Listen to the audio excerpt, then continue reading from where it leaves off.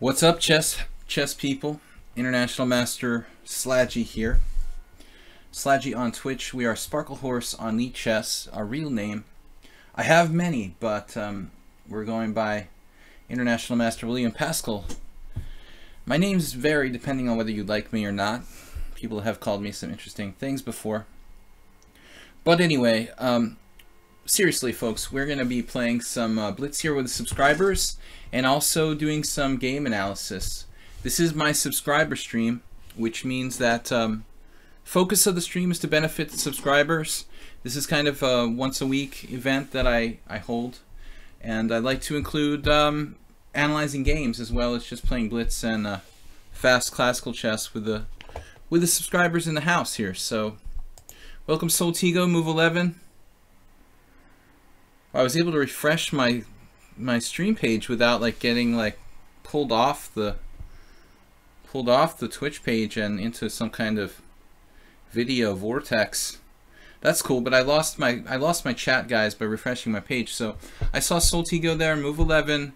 Who else do we have? I know that Nefyudov was here earlier. I don't see him online now. He sent a game in to analyze, but I was gonna do that, but then I realized it doesn't make sense to analyze someone's game if they're not here on lichess. So we're gonna hold off on Nefyudov's game analysis till he arrives. He may be at work or on his way home from work.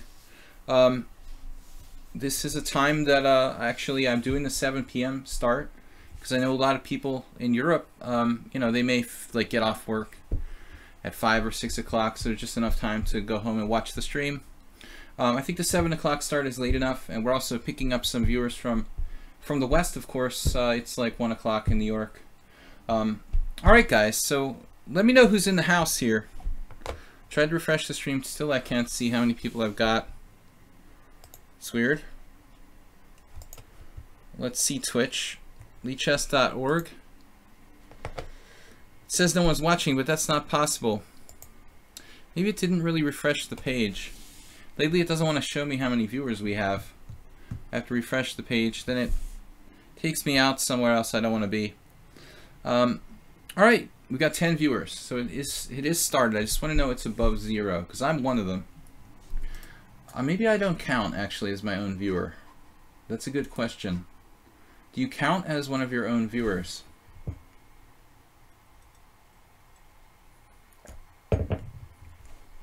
I'm just enjoying some red wine that I opened last week, and I realized if I don't drink it now, it's gonna go bad, so I have to sacrifice myself and drink my own wine. Alright, King Crusher, Sladgie streaming. You can call me Sladgie or Sladgie.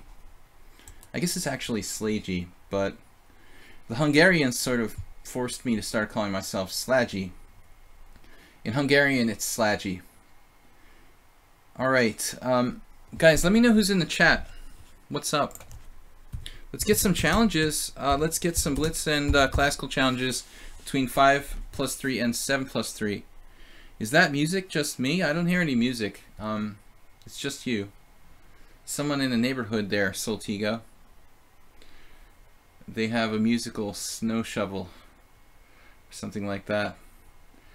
I'm just making a joke about doing well, anyway, really not Bob. Sladgie is a long story. He was my ex-dog while he was still alive, and he became my poker handle and my kind of nickname.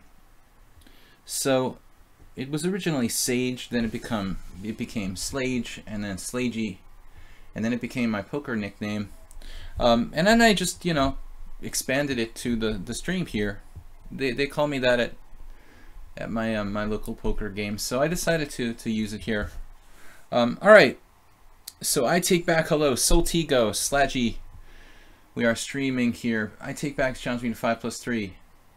Let's start with the Blitz game then. If anybody wants to sort of send in,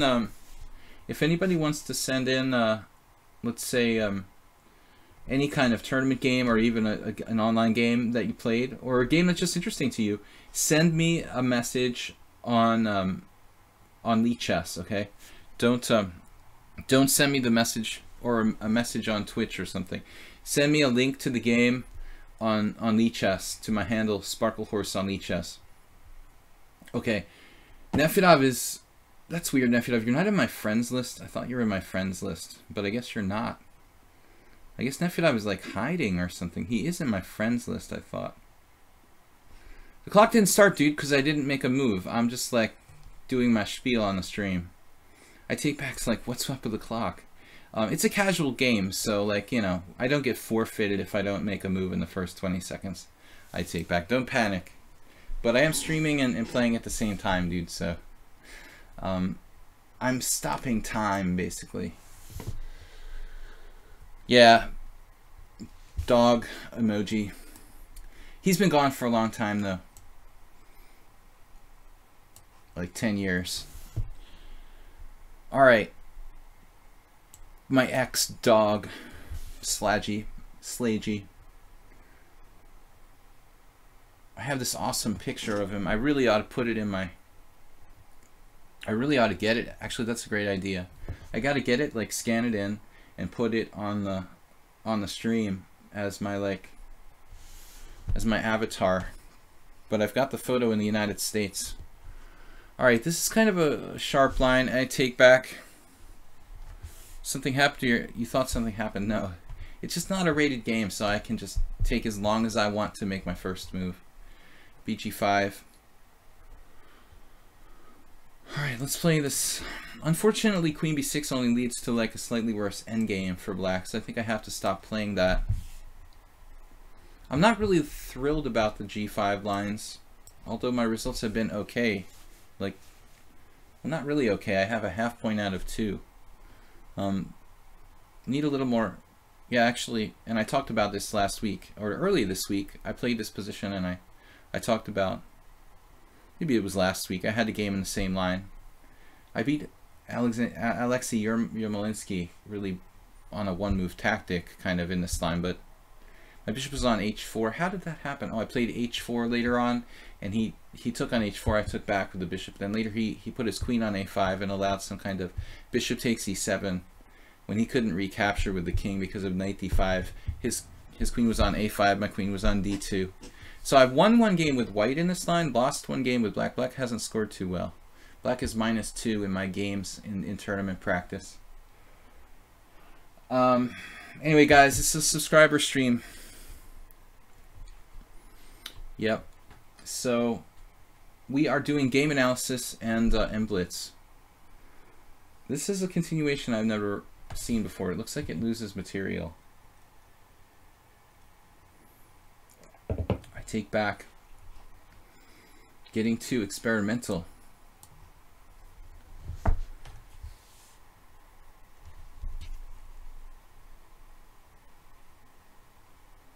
Yeah, the take back function. International Master William Pascal. Guys, we've got 2 weeks, less than 2 weeks, till I play in a GM tournament here. My first tournament, well, tournament since before the summer, since the beginning of the summer. So it's going to be interesting. GM tournament, 2450 average round robin, 10 players here in Budapest. My club is organizing a strong GM tournament and a secondary GM tournament. I'm playing in the latter, the weaker of the 2 GM tournaments. The first GM tournament will be quite strong, probably like a 2600-ish field. The second tournament is 2450. So I'm actually one of the lower rated players in the field, probably number 8 out of 10 by rating. That starts next, no, it starts on the 12th of December. Alright, now you just lost an exchange with white, and your king is in the center.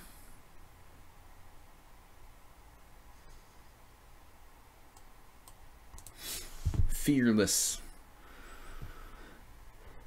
If the knight comes to d5, it's going to be hard to shake him off of there. I think that's something to consider. But on the other hand, well, the white king doesn't look real safe in this position. Let's just complete our development. If I were white, I would... I don't know, man. You're down material, a lot of material.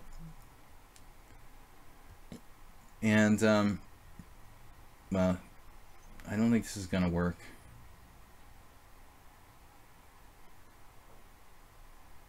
But it's the college try, right?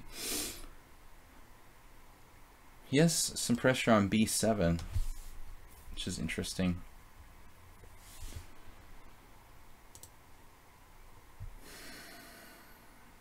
I really should castle at some point.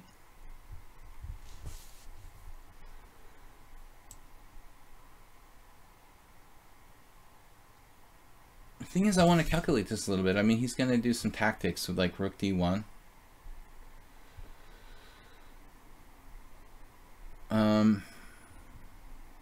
I mean, I could certainly just castle, but his knight has very good squares. So he's creating some tricks here. C takes d, rook d1. Then where do I go? Queen c6.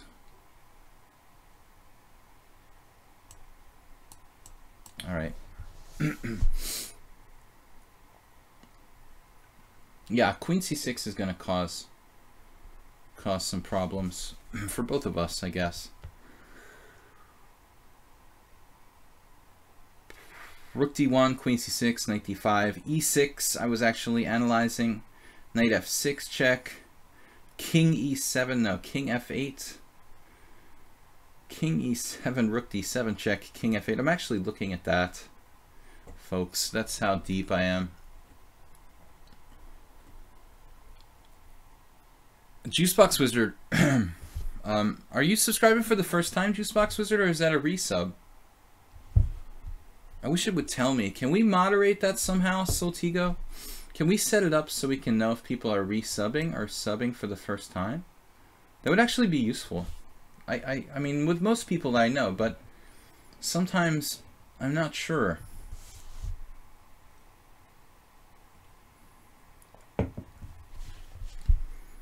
So I take back not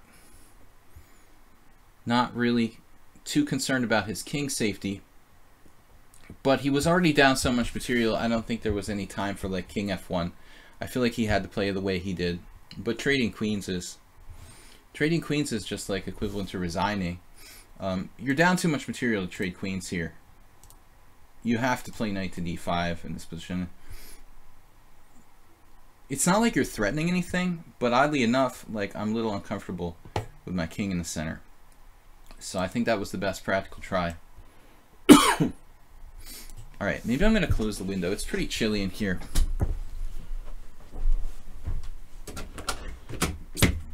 The hatch. Closing the hatch. But I believe that Twitch announces if you resub or not in the chat. You may be right about that, Juicebox Wizard. The subscribers are always right. No, you actually are very likely right. Now that you mention it, it does sound familiar, the sound of the resubbing. So, I guess Juicebox Wizard subscribing for the first time. This is a subscriber stream, Juicebox Wizard, so you're welcome to play. Also, I encourage everybody to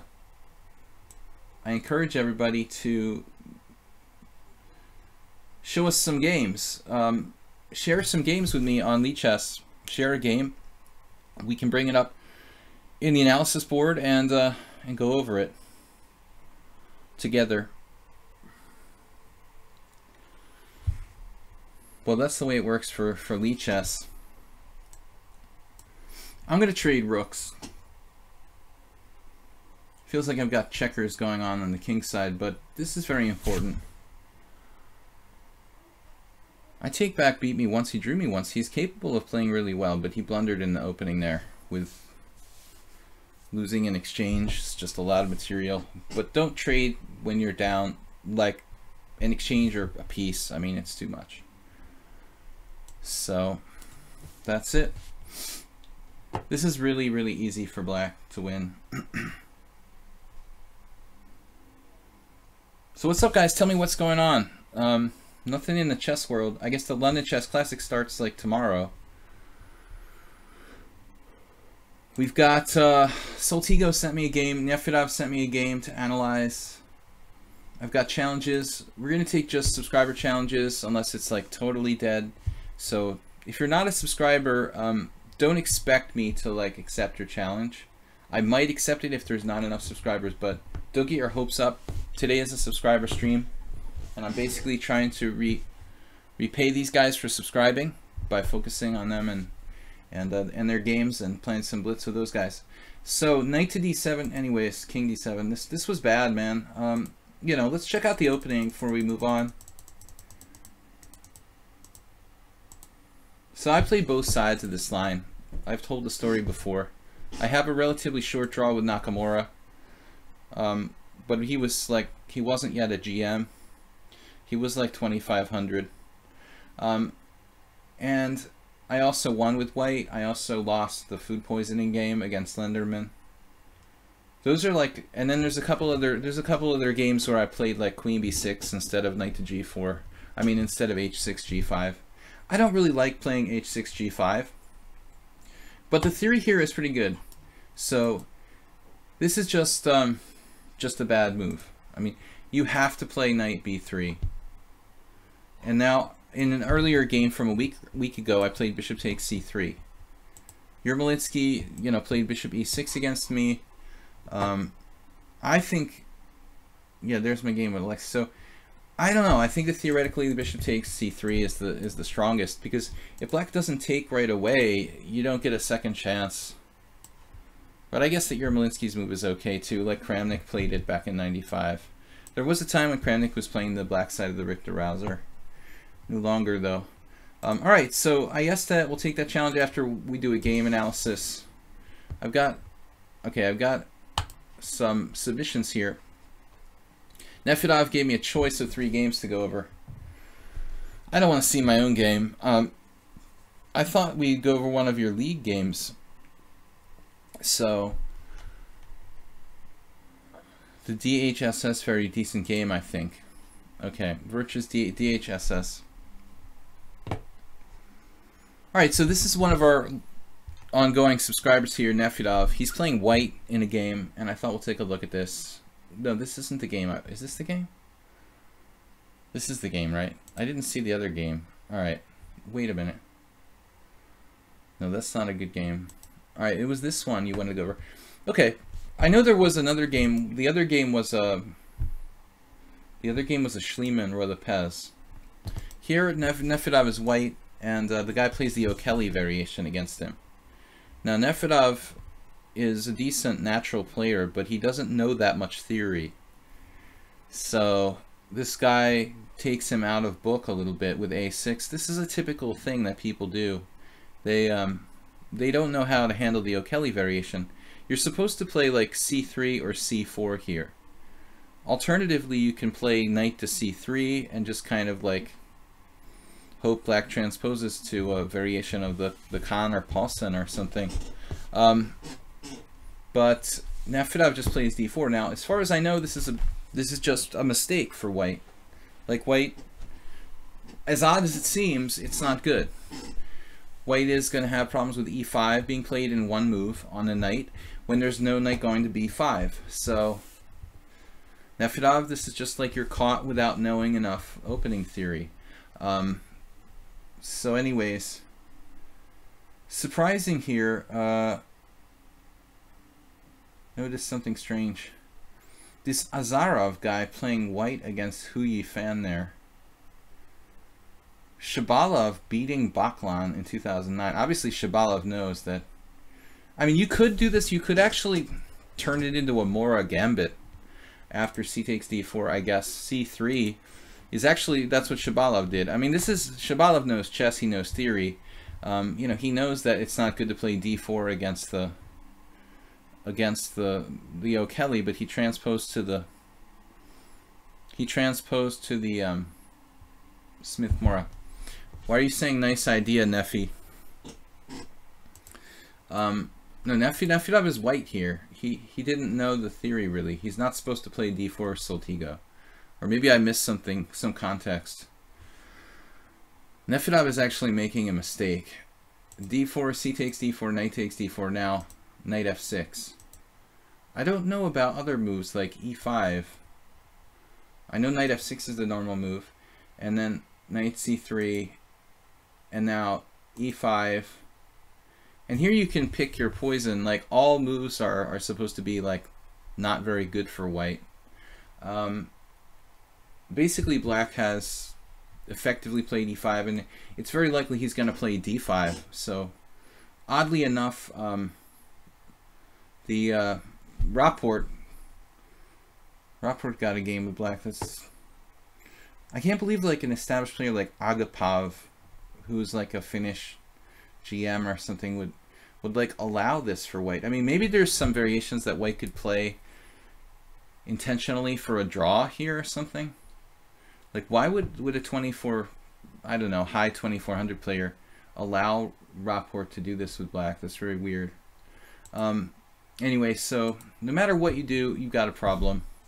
But I like what Nefedov did now. You know, he didn't go passive in this position, which is what most people would do. They would probably play like, I don't know, bishop d3 or something, and then I guess just d5. Oddly enough, yeah, this is like totally good for black. At least slight advantage to black. So Nefedov plays bishop c4. He's not afraid of the double pawns, and he plays like it's an e4 e5 game, has control of d5. I guess there are tricks. If knight takes e4, queen d5 and e5 is hanging, like knight d6. I was looking at this, but this is just losing a piece. Or is it? It's just a bad endgame, huh? Just a bad endgame for black. Oh man, the computer, it's like equal material. The computer thinks white is like 2 pawns up here. So anyway, Nefedov, good try. Like, at least you played actively with bishop c4. I'm assuming that Nefedov didn't do this on purpose. I mean, he's just like reacting after like not knowing, you know, the theory. So it looks like queen c7 is the move. Senor Ricard played queen c7. It's double, you know, dual ideas of defending e5 and attacking like c4 and c3. And it has by far the most games, and black has also played d6 and castles, it looks like. So, hard to say. The dude castled. Like, apparently that's an inaccuracy. I'm not that impressed by d6, but I guess it's like equal. This move looks like the most active. Now white has to play queen d3. And there's an Eingorn game, 2 Chom games. So not that many grandmasters played the, you know, the variation for black. I mean, not that many GMs played the O'Kelly. You see, the problem, if we go back, guys, the problem is it's not just good for black. I mean, if you play c3 here, black has to play a c3 Sicilian where the move a6 has been played. Okay, and a6 isn't very useful in the c3. I mean, I think that it's like hands down probably c3 is white's best move. Rock and Eagle, I'm analyzing subscriber games. Exactly. This was Nefedov's game. So the question is, like, what setup can you play with white where a6 isn't a useful move? And it seems like number one is like the c3 Sicilian. Once I saw Dimo Werner, who's a German GM who sadly enough had a stroke some years ago and doesn't play much anymore, but I think that Dimo played it like in advanced French. He did something like e6, d4, d5, and then he tries to play like some kind of advanced French with a6, which is some kind of, you know, maybe like sideline that's not so bad. So finally, that's one approach. The other one is c4. But the thing about c4, it's only really good, I think, against Sicilian. Well, I mean, to be honest, I don't know. I mean, c4 doesn't really punish a6 as much. These players who play a6, they'll probably transpose to something like a Khan or a Paulson type of Sicilian. So the c4 is okay for white, but nothing special. Anyway, so it looks like c3 is the best. Let's see what happened in the game though. So e5, knight f3, bishop b4 here. Castles. Again, I think queen c7 looks most dynamic. Then queen d3. And then, like, the majority of players played b5 here. I would trust, like, Eingorn, who's a really, really good player. Let's see. Whatever Eingorn did is probably the right thing to do. Yeah, he played d6. I mean, it's tempting to play b5, but it's also kind of weakening. You know, I think that d6... Eingorn's much stronger than Cham. I know Cham, you know, he's a solid player, but he's not on the level of an Eingorn. I mean, Eingorn was like 2600. So d6, this is already like a good, kind of a good Sicilian for black. Alright, that's probably what should happen with equality, but instead we get something similar. He plays queen c7, and this could actually transpose, but oddly there's no games. Bishop takes c3, and then queen takes c3. Everyone expected him to take with the pawn here, but Nefedov didn't want the bad structure. Nefedov calculating the tricky bishop takes f7 check.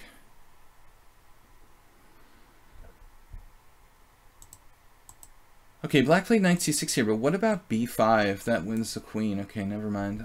Stupid question, stupid answer. So d6 threatening b5. Yeah, I don't like knight c6 that much. I'm gonna have to move this along, guys, because it's taking up a lot of time, but I like d6 instead of knight c6. Rook e1, h6 weakens black's king side. Then knight h4. You're not developing your pieces, Nefedov. Then queen g3. I don't like the fact that these pieces aren't developed. Black could play knight d4. Then bishop takes h6. There's always some knight h5 trick. There's also knight g4. You know, I guess if knight d4, there's this move, you know, which both sides could easily have trouble maybe calculating. But I'm a little bit concerned that Nefedov just neglected his development a bit here, you know. So queen g3, king h7, then c3, you know, and now I would seriously consider not taking on e6, man. I don't like, you took on e6, and unless there's some kind of tactic, I think you're making a mistake with bishop takes e6, Pavel, you know. I don't like taking on e6 here. You got to have a really strong reason to do that. I would have just played this, especially with the black king on h7. As crappy as the bishop looks, it just keeps black, like, at bay. I mean, you know, white has not to worry about d5. He doesn't have to worry about f5. The bishop on d3 is blocked, but it's still keeping black tied up. So I didn't like this at all. And then I don't know what to say. I mean, it looks like black's just like fine here. And then Pavel does this tactic, which I don't even understand. Bishop takes h6, g takes h6, queen takes h6, and then the guy goes like queen h7. But what's not clear to me is like what's happening after king g8. You know, I don't really understand. Okay, I mean, I guess both players missed that after this. Oddly enough, white's not really threatening anything, like here. It looks scary though, doesn't it? Admittedly. Knight takes e5. Yeah, maybe it's enough. Alright. Fair enough. You know, maybe it's enough for a draw. Or like an equal position. So instead, black actually... Yeah, at first I thought this was good for black, but... Yeah, maybe you're right, Nefedov. Knight g6 is really okay.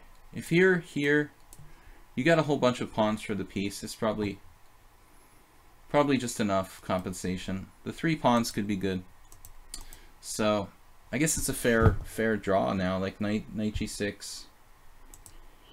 Going back here. Sorry, I got off the beaten track. Black gave back, you know, this material, and they agreed to a draw. I don't know who offered a draw here, but the chances seem about equal. But I didn't like you taking on e6 men. I don't think that was a good move. Okay, you ended up just like with a draw, but the opening, you fell into a trap, and then allowing this exchange on e6 I don't think is good.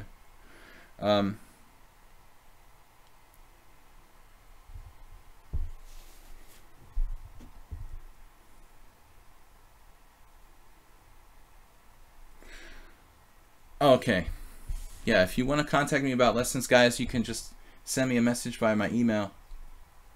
Alright, let's play a game with Ayeste. If anybody else is a subscriber and wants to play some Blitz and classical chess, we're open to challenges between 5+3 and 7+3.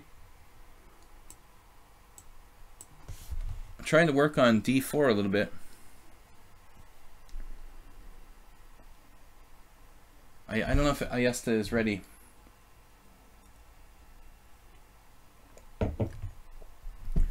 One of our long-term subscribers here, the stream has been ongoing for, over a year now, but not that many of you guys have been around since the beginning. And Ayeste is one of our older, I mean, subscriptions have only been available for like less than 6 months, but as far as regulars to the stream, Ayeste has been here pretty long. He's played 70 games. 70 games so far. Probably in the top, definitely in the top 10. Alright.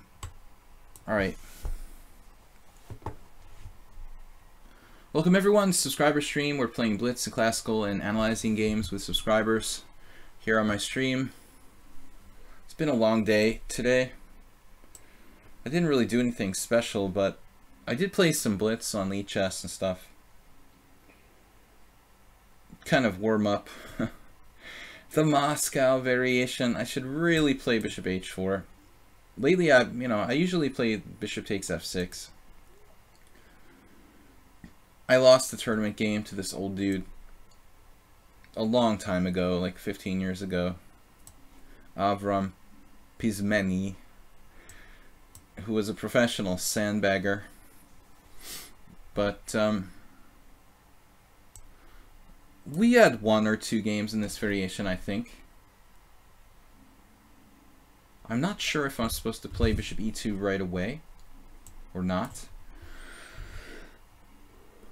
Garry Kasparov actually brought this variation into prominence. The idea of playing bishop h4 was kind of like discarded until Kasparov brought it into use in the early part of the 21st century.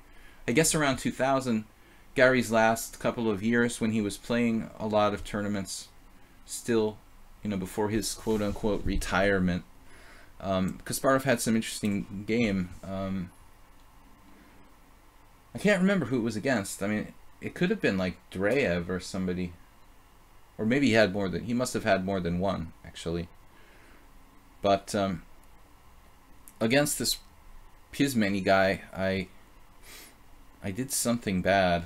I think in the next couple of moves, there was a tournament game where I think I broke with f3, but I took back on f3 the wrong way. Like, I'm supposed to take back with a pawn, but maybe I didn't know the theory, so I took back. I think this was possibly the position. I played f3 and took back with a bishop on f3, which is apparently a really big mistake. Though a fairly natural mistake. I mean, it looks like the bishop has a lot of, potential. Why not knight takes g5 was asked.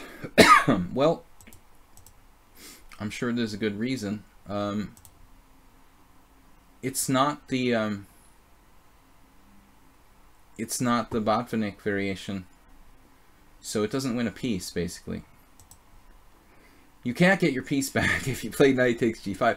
You're just down a piece for 2 pawns at that point, so that's why. But, it's possible that you could find some new idea. It's very similar to the Botvinnik variation, but slightly different.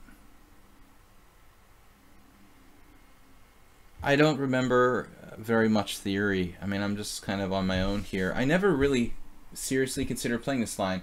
When I got paired with the guy Pizmeni, I underestimated him.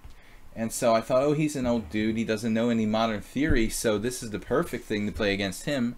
You know, and the guy just, like, wrecked me. It was ridiculous. He's like a 65-year-old guy who, like, was like an amateur. And I was sort of dumbfounded, you know. I mean, a fairly modern variation.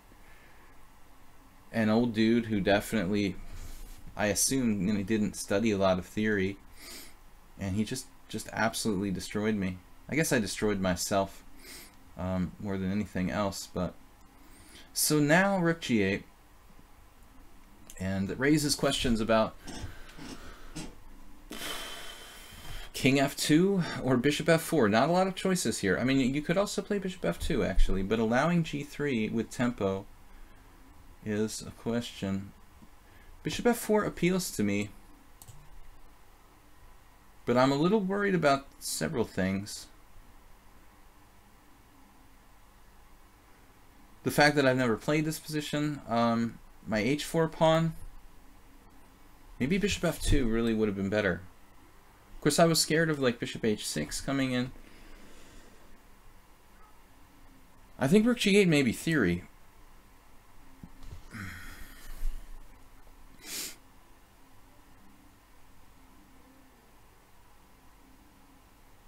Absolutely don't know what I'm supposed to do here.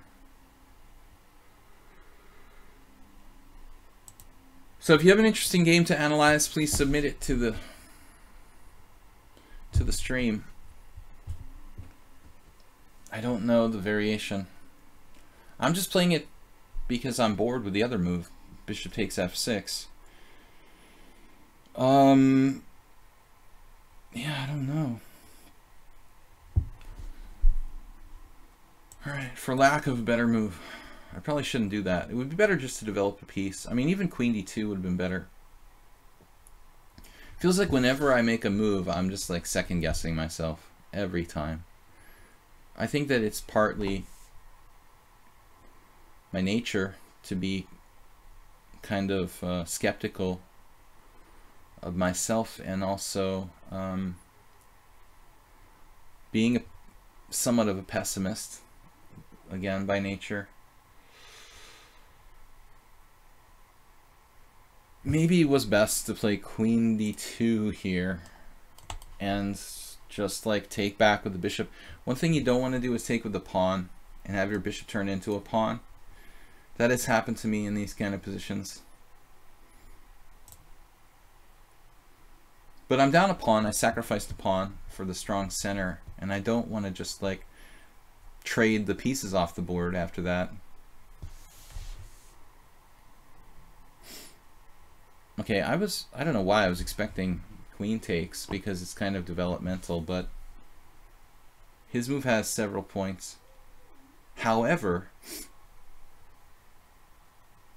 it has some drawbacks too, doesn't it? I mean, it totally undefends g4.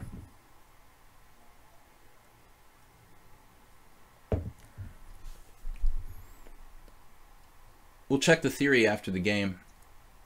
It looks like I'm playing the King's Gambit. But this is not a variation I should have ever played in that game against Pizmeni. I mean, it's just a classic case of underestimating your opponent. He's an old guy. He doesn't know theory. I'll just play something I don't really know and figure it out over the board. You know, that's a really, really unprofessional attitude. I mean, so many times I've underestimated my opponents, and this is just one of them. All right. Now, I'm not in a rush to take the pawn, but I wouldn't mind picking it up.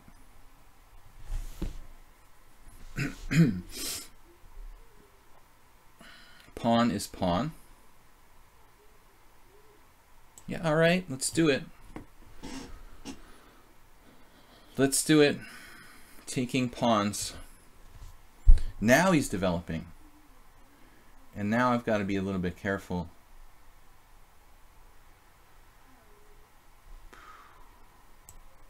Oh my god, I was about to drop a piece. Good idea, huh?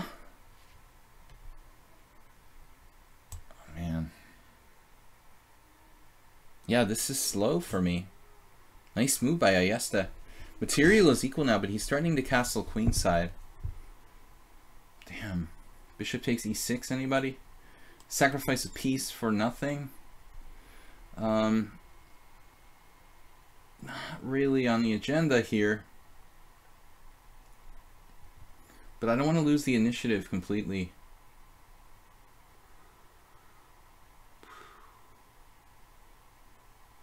This is tough. I'm in a lot of trouble here. Grabbing that pawn may have been too time consuming. My bishop is passively placed. H pawn feels very slow. Yeah, I think I'm gonna have to just like sacrifice that pawn back. I can't hold on to this pawn. I mean, it's just like not possible. Ooh, this is not good for white. I mean, I lose a lot of control of the center, the e5 square. We'll try to play rook d1, I guess. But I could see like just losing the e5 square is enough for my whole position to basically go down the tubes. Plus he has b4 as well. I think I'm just going to collapse here like a house of cards. This isn't good. I am not going to do this again. Not a good position, but I mean, I had to move my queen off the d file. He has all sorts of semi-Slav type of ideas here with like knight c5. Maybe not knight c5. Well, with my queen on d1, it would have worked. But no, knight e5. Black has a great game. Just take the pawn. You know, this is a big mistake by him. I mean, he doesn't take, given his opportunity to do that. I feel like he really should have taken that pawn.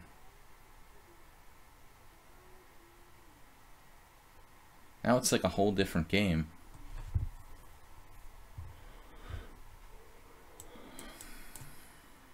Obviously, black has play, you know, in either case, but this to me looks much more unclear. Maybe I should castle kingside.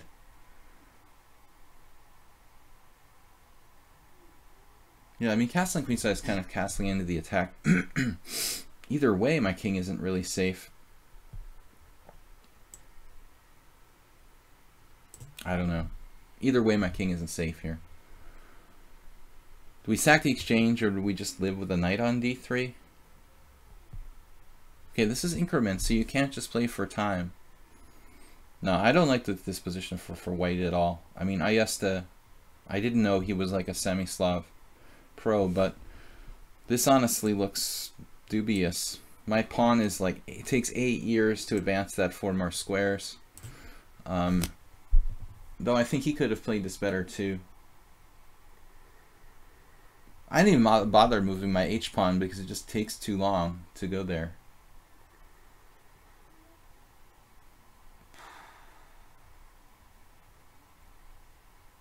Bishop g7. Any kind of endgame is bad for me. Alright, let's just go with the pawn. I mean, even like knight takes, queen takes b5 looked bad for white, I thought. Black is just, okay, this move I'm not sure about. Now I have bishop takes c5.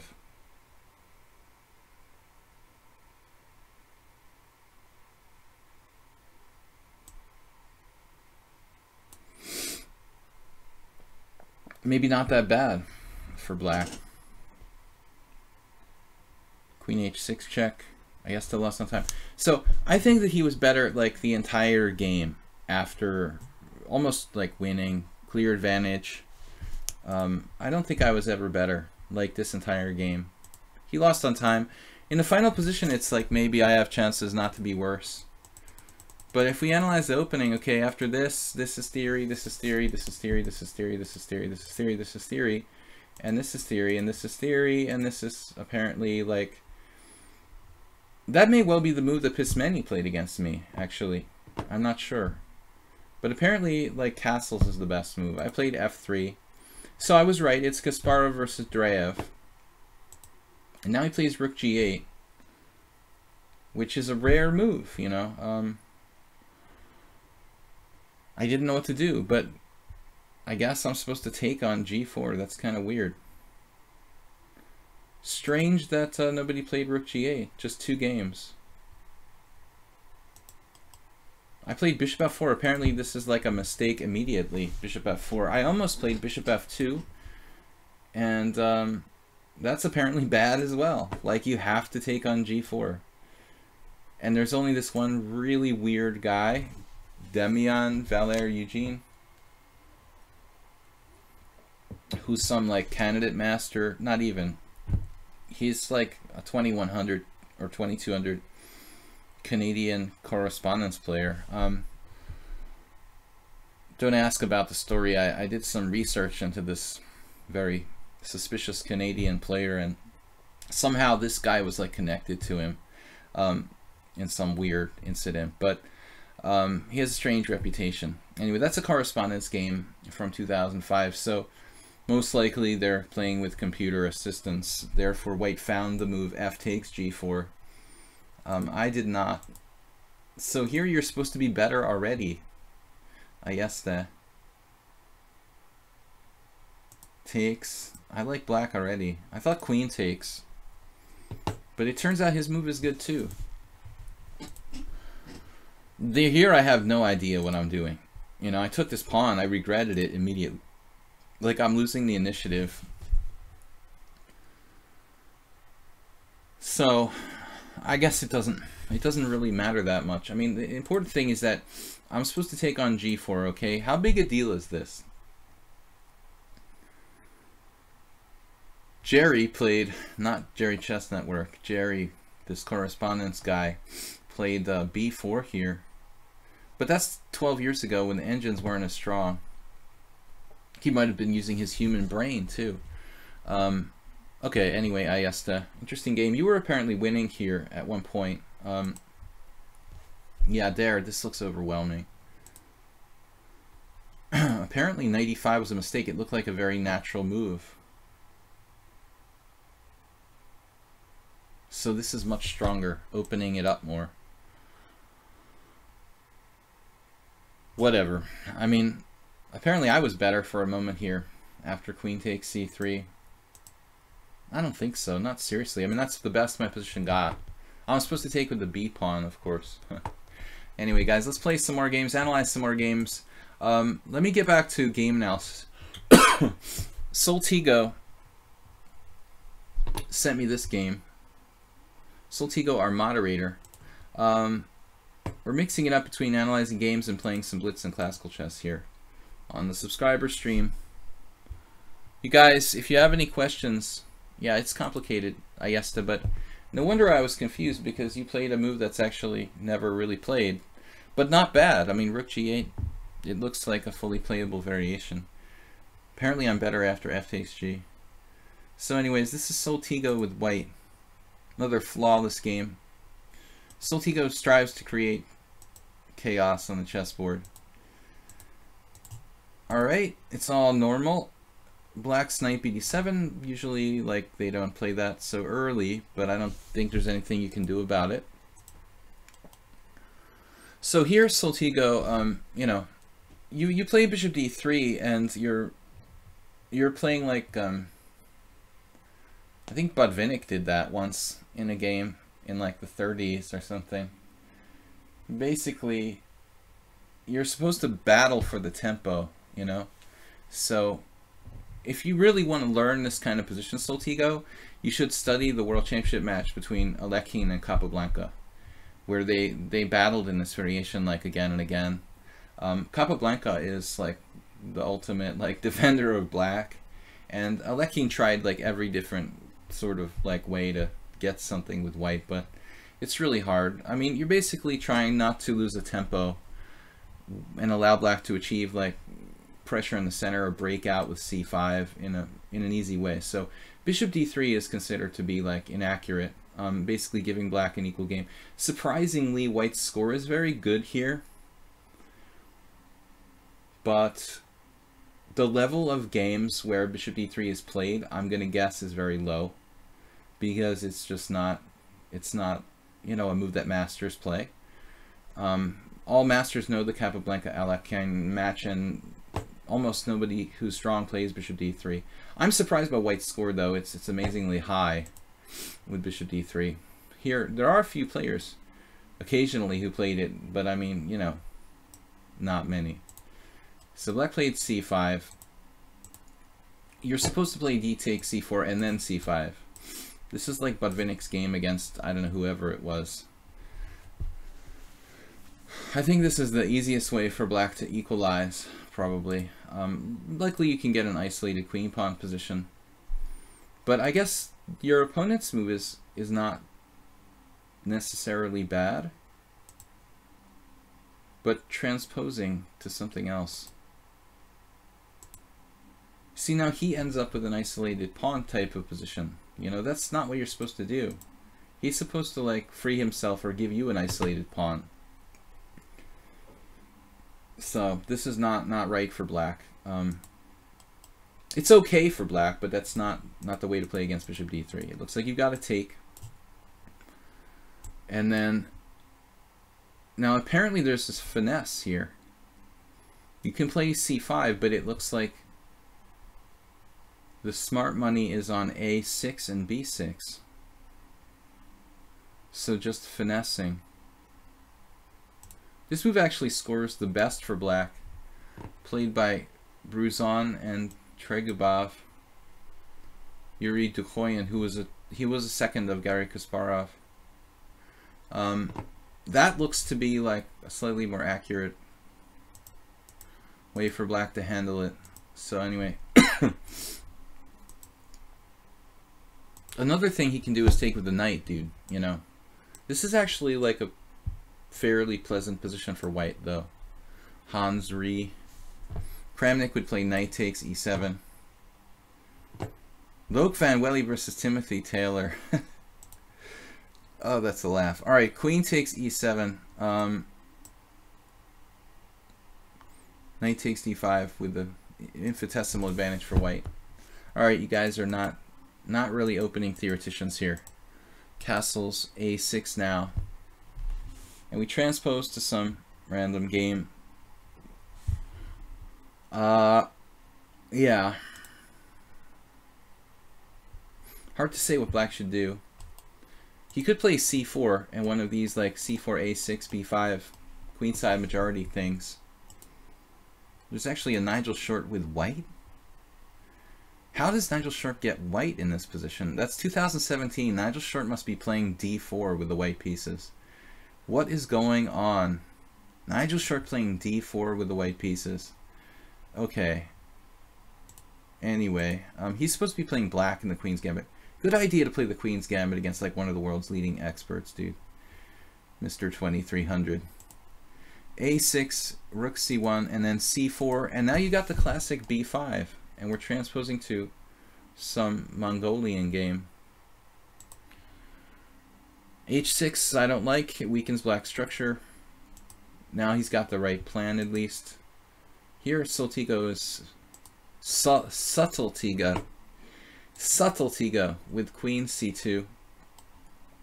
Look, dude, I think that, you know, the threat, this should be sort of savored and saved for later. Queen c2 is just, you're telegraphing it too much. So you're supposed to play knight e5 here. Knight e5 with a slight advantage. Pillsbury attack. This could easily be a game from like 1930 or something.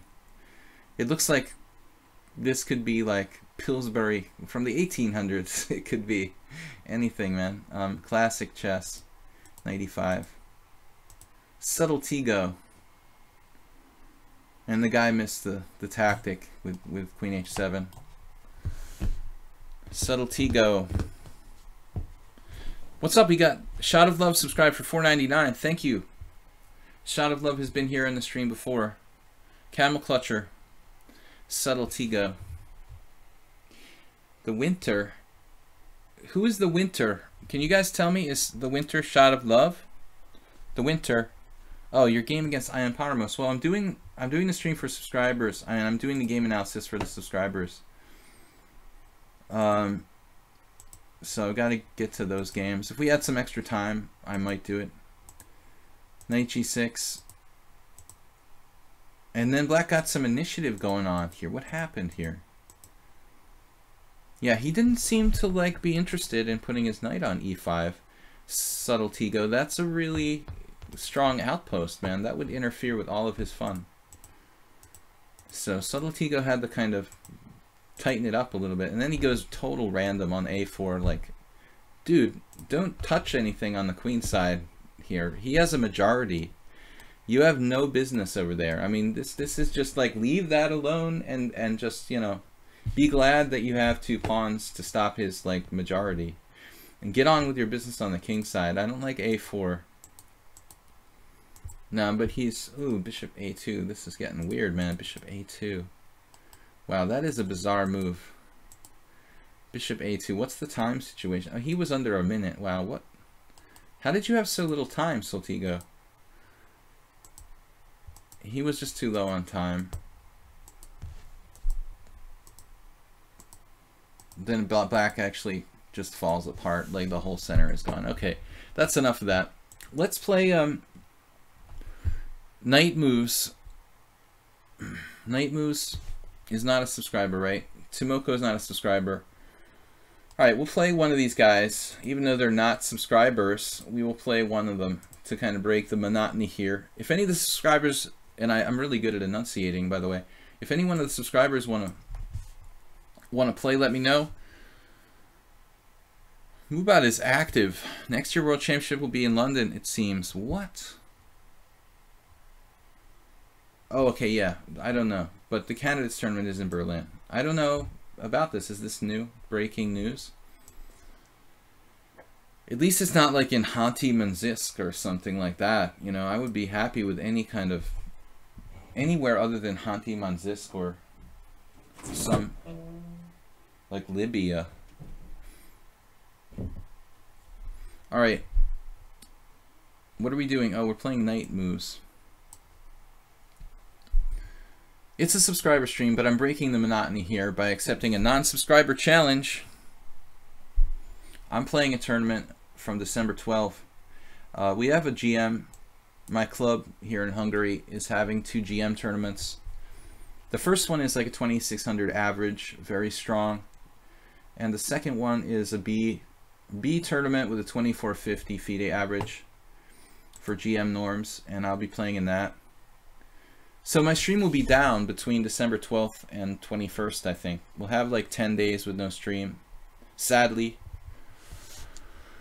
But it's the only tournament I've played in like the last 6 months, so you can't complain too much. This could transpose to Panov or Semi-Tarash. I get bored of playing the English and then playing like a Fianchetto every game. I'm like the G3. I mean, my repertoire, I have like so many different openings that I can play. I had a game against Justin Sarkar once where I went like bishop c4 and he went knight b4, and I sat there for like 25 minutes thinking, what is this guy doing? You know, he like put the knight there like I had played e4 or something. It's an awful move for Black, but I was like mesmerized. He ended up drawing. It's just a grotesque move. Grow. D4 transposes to the Panov draw variation. If I take back with the pawn. So I guess that's why I like that move, huh? We could play A3. Let's play something weird. Oh, Knight Moves is Shot of Love. Okay. I didn't realize that. We've played him twice before. Well, anyway, I'm accepting subscribers by accident now. That was lucky. So I thought I was being generous and playing a non-subscriber, but he already subscribed. So it's confirmed that it's in London. Wow. That's cool. There's some big bucks in London. The New York I thought was a disaster, honestly. So That's good. Where do I really want to put my bishop here?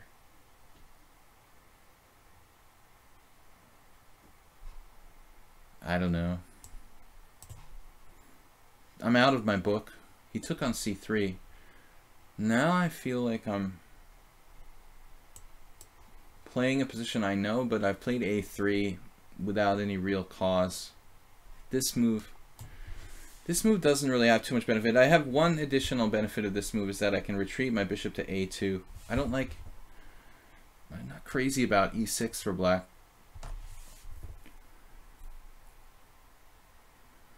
You know what Ironian would do?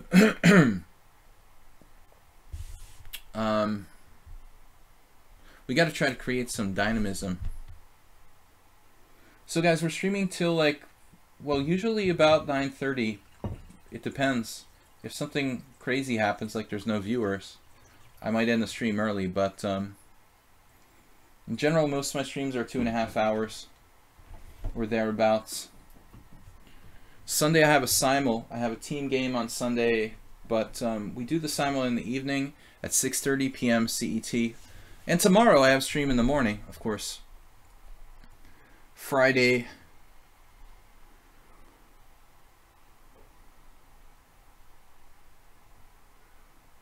Now I'm trying to decide if, like, you know, knight e5 is an issue. It probably is. I don't want to go knight g5 like a caveman and just let his knight plop in there. h4 was a little bit extremely aggressive move, but I feel like it's justified by the position. Black played slowly. I mean, he played g6 and e6.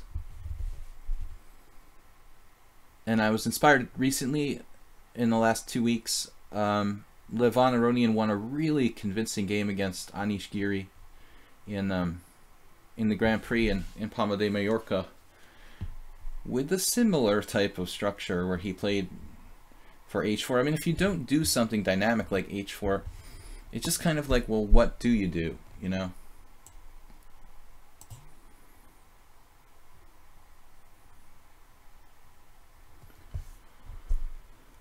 Okay, now it's tactics.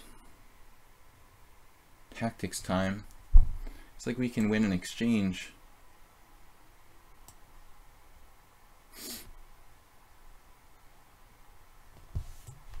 I'm not the sharpest tactician in the world, but I'm a fairly balanced player. When I'm having a good day, I can be quite strong tactically. On a bad day, it can look really bad. Pretty inconsistent tactically. Gladys Troll, we're happy for you. We're glad that you're nourishing yourself, not starving and just drinking beer. Because I worry about you sometimes. And especially now that you're a subscriber, we have to take extra care. We don't want you to go anywhere. 240 $. I thought those were dollar signs. Man, I'm getting... I need glasses. 240 SS. Why do they look like dollar signs? My vision is blurry. Okay, I was staring at the computer screen all day. Maybe I just like really want some money or something. But anyway, Queen F3. $240 says, how do you go about studying chess, looking to get better, but it's hard to retain information? Okay. Okay, like chess doesn't have to be about memorization, you know? It doesn't hurt to have a really good memory, but it doesn't have to be about memorizing. Like, you get a lot of people who think that the most important thing in chess is memorizing cool opening variations and stuff like that. Nice defense there, knight moves, but I do have bishop takes b5. Anyways, I guess we should take the offering.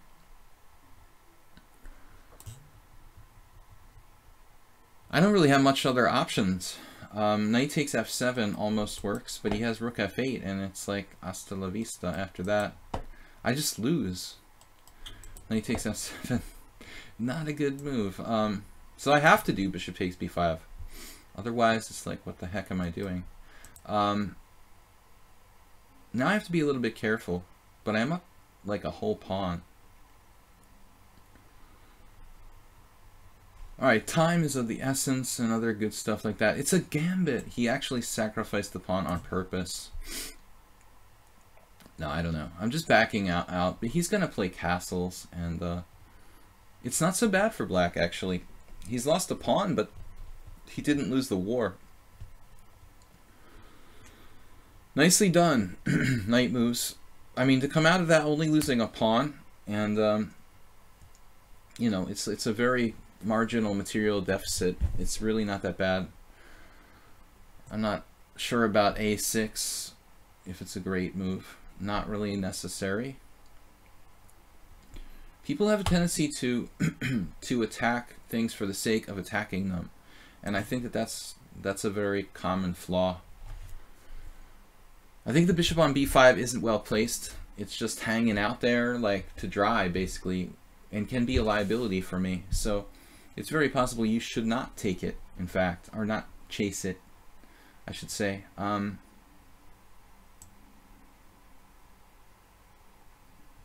My g2 pawn is hanging, so I should defend that. Alright. That's what we're going to do. Bishop e4. I don't know.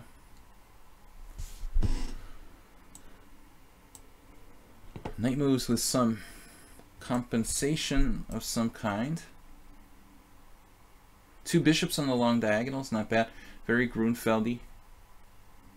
Grunfeldy. Well, he's a competent player. I mean, 2000 is not bad. And, new account, though. I'm not crazy personally about c takes d for him, though. I feel like it sort of just simplifies without really any gain. But maybe not a bad move.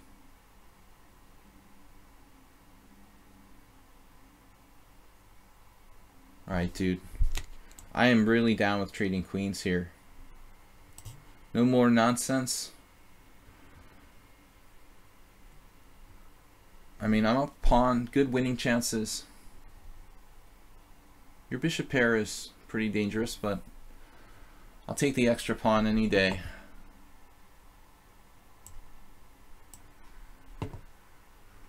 We've also got these rooks, the roving rooks, trading off the bishop pair. Fundamental. Bishop pairs are nasty.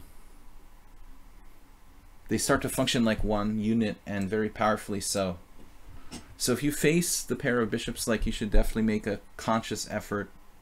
You should usually make a conscious effort without garbling your words.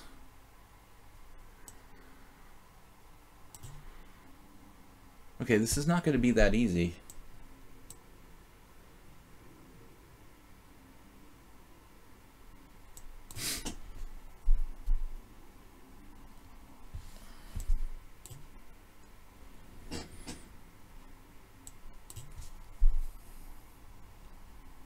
Only one problem.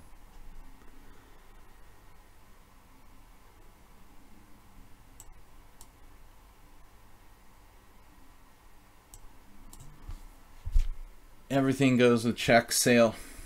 No, there's no checks, but he couldn't really take on c5. I mean, not that much to analyze there. I think he defended about as well as you can defend. This is a weird opening. Shouldn't be dangerous for him. Excuse me. Yeah, I mean, knight b6 is probably the better move there, dude. I'm not a huge fan of knights on b6, and I talk about it all the time in the stream, but that's the move I was afraid of. Knight takes c3 is okay, but it's just like equal. Alright, let's do a game analysis. Juicebox Wizard sent us a game. He's a new subscriber to the stream. I do that, attack things just for the sake of it. You got to ask yourself, like in Ancient Aliens, you've got to ask yourself the question, was that piece really put there by my opponent, or was it put there by an interplanetary alien? No, is the bishop on b5 on a good square? Is it just in a position where it's exposed to attack and a liability, you know? And I think the second was the case there. It's kind of, you know, we're just splitting hairs about a very small move like a6 that he played, but misplaced pieces are things that can make a difference in the game. Like if he can pick up a tactic where he forks that piece and another piece, that could turn the game in his favor. So if my opponent has a bishop on b5 and I think that it's just not really doing anything, it's not threatening me, it could be attacked at some later point, then don't attack it. Just leave it there and hope to take advantage of it later. This is Juicebox Wizard, who just subscribed. He's playing white in a, okay, it's a 10-20 game, so it's solid time control. It can last well over half an hour. Yeah, so here he plays what amounts to a very unorthodox line. There's an obscure game, Morozevich against Kasparov. Recent games, Savely Golubov, who I played this spring, playing this. Well, it's a good move to get out of book, I guess, but white certainly forfeits his opening advantage. e4 is a closed Sicilian. Now, oddly enough, black doesn't play, you know, the sharpest move here. C takes d4, queen takes d4, knight c6. I think I might have played this. I played something similar to this in my weird Wednesday stream one day. So, majority of players here for some reason playing queen h4. There's a book called The Link Springer. I'm obviously pronouncing that in an American way. Link Springer is a book about, an old book about the knight c3, and I guess a German guy wrote it. I'm not sure. Maybe they're Dutch. I'm not even sure who the author was, but obviously not. Now that I think about it, I'm not even sure who the author was. But anyways, it's an all-encompassing book about just like one knight to c3. I remember leafing through that and I think noticing like this is a line, but I don't, you know, I don't feel like queen h4 would be a very good square. Interestingly enough, queen d3 looks like the best square for the queen. Queen a4 is certainly possible, playing a reverse kind of thing, but it's not really a Scandinavian reversed. I mean, black hasn't played e5. I mean, white hasn't played e4, so it's just a weird position.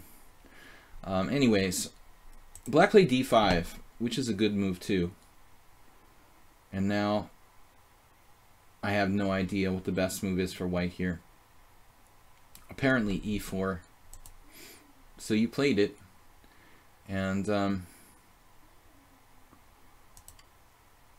this is like a Bent Larson move, dude. e5. Larson would do something like that. Okay, e5 is just really weird. He's supposed to take on e4. Take on e4, and then I guess you play d5. It's like a reversed Albin. A reversed Albin gambit. Quite interesting. Playable for white, definitely. The reason black's score is so good here is because nobody in their right mind plays this for white. Except for this guy who I'm going to be playing in 2 weeks, Saptarshi Roy Chaudhuri. He's actually playing in the GM tournament that I'm playing. He just made a GM norm in Montenegro. Very, very strong attacker, I noticed.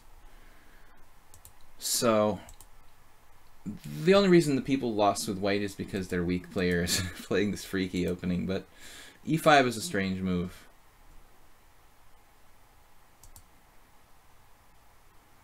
Looks like you should take with the pawn on e5. It's kind of hard to justify this for black. You go there, and then you can break his center with like c3. I don't really think that black has enough compensation for that pawn, dude. So, you can just take... Black's getting too fancy with the e5. Now it's pretty weird. This is a pretty weird situation. It looks like you're going to have to hinge everything on some kind of bishop e5 check. It could get very tactical. Knight takes e5, c takes d4, knight takes e4, queen d5. Like, look at variations like this. This is what happened. C takes d4. Now you do have the check. You played the check.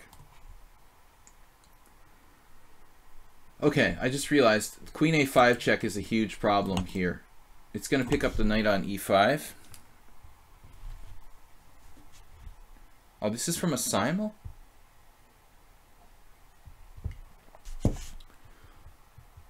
Oh, I didn't realize it was from the simul. Okay, I didn't even see it was a Lance 5500 simul.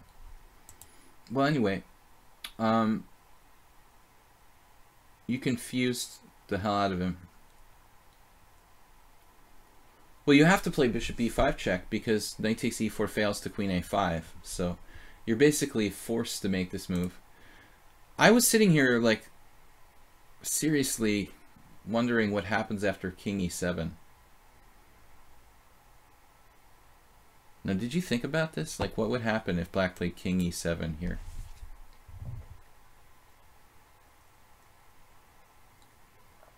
I mean, so some really strong master with white would find the computer move like b3, threatening bishop a3s, or sack a piece. I guess you cannot worry because you're threatening queen takes d8 check and knight f7.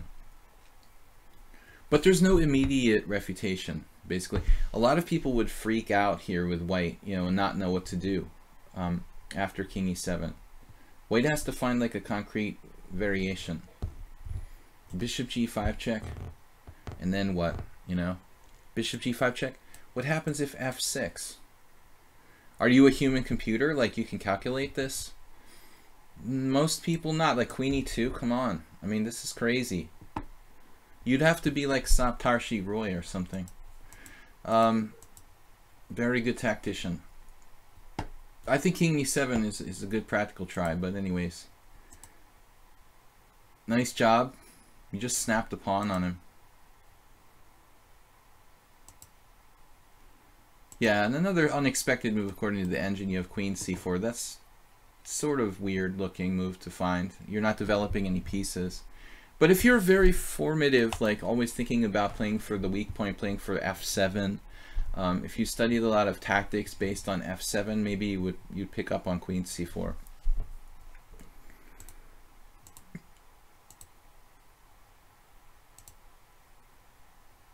The move knight e4 just, to me, feels kind of materialistic, to be honest with you.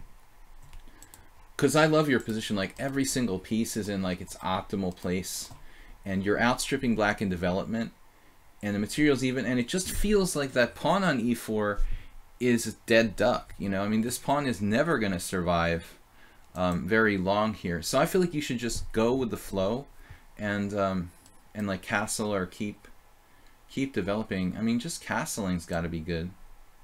Then he'll trade queens, though. Yeah, I mean, that's the problem. If you do this, he just trades queens, and your advantage is pretty small. So you should take his b, then he takes back, and then just castle, and just keep the pressure. This pawn isn't going anywhere. So don't focus on that. Focus on development and generating more threats against black here.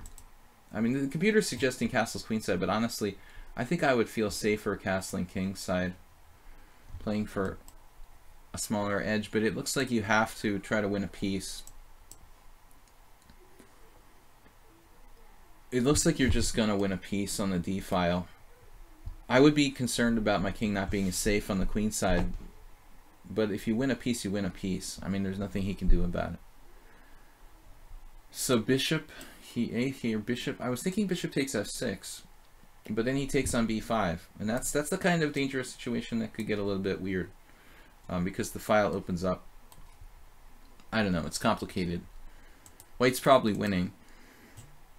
Apparently this move, and if well, queen takes e7 drops a piece, the bishop takes f6, so you've got to take with a knight. And another, you know, oh, the computer says it's +6, but it doesn't look like +6, you know, when you're playing like a game in a pressure situation here. Elden Music, what's up? You know, I wouldn't know this was like +6 for white. I would think, okay, yeah, I'm much better, I'm probably winning, but it's not that obvious if you don't have the computer, you know, in your brain to analyze like 7 forced moves in a row. My intuition tells me white's probably winning, but it doesn't look that simple. But apparently, like, you can pin him. You can pin him pretty much permanently here with queen takes e4. There's just no way out of the pin except for f6. Possibly king f8.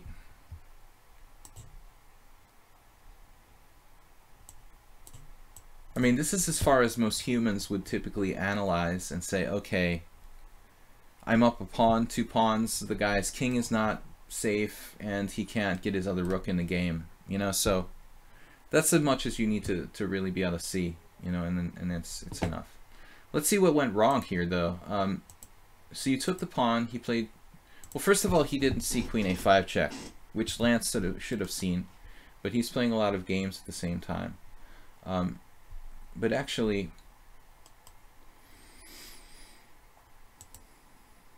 what's the deal with that? Queen a5 check, yeah, he's picking up a piece. Okay, he should have seen that. He took on b5, and you just blundered. You get forked on f6, and you end up dropping a piece back. A lot of times we assume people are going to make automatic recaptures, like always, you know, preserving their pawn structure, but in this case, he just wins a pawn, wins a piece back with pawn takes. He actually took back with the bishop, which is really surprising. You know, he actually makes the automatic recapture, probably maybe in some time pressure, I don't know. But he's got to play fast to not get into time pressure in these type of simuls, and then you just catastrophically blunder. So bishop takes d8, and then he'd have to think and find f6. And so at the end of the day, you're basically down a piece here after that. All right, interesting game. I would play this opening more often because, look, you know, people, it's not really good for white, but people don't know how to react. So I think the Dunst opening or whatever, the Veresov, you see a lot of players like Jabava, Rapport playing these openings because even strong grandmasters like don't know the theory very well. It doesn't really matter if theoretically white can't get an advantage with something like the Veresov or the Dunst opening. I think on a practical level it's still very useful. Alright, let's play some more games here. I take back Chanchmanina's second game, but I want to play the other subscribers. I normally don't play the same players twice unless we're really desperate. Don't try to play tactical against stronger opponents is the lesson you learned. Well, you just got to play the position, Clash Kid, but yeah, I mean, there are different schools of thought. I kind of lean toward agreeing with you. But you've got to be faithful to your personal style. There are some people that will argue that against a stronger player you should maybe just roll the dice and try to randomize, but I kind of think that usually the stronger players are just better tactically, just better. Maybe you're actually, you know, speeding up your demise, basically. All right, flank opening. I lost to Chess 960 today. Some German master I'd never played before. It was a good game. It was back and forth, and I ended up like blundering at the end. So,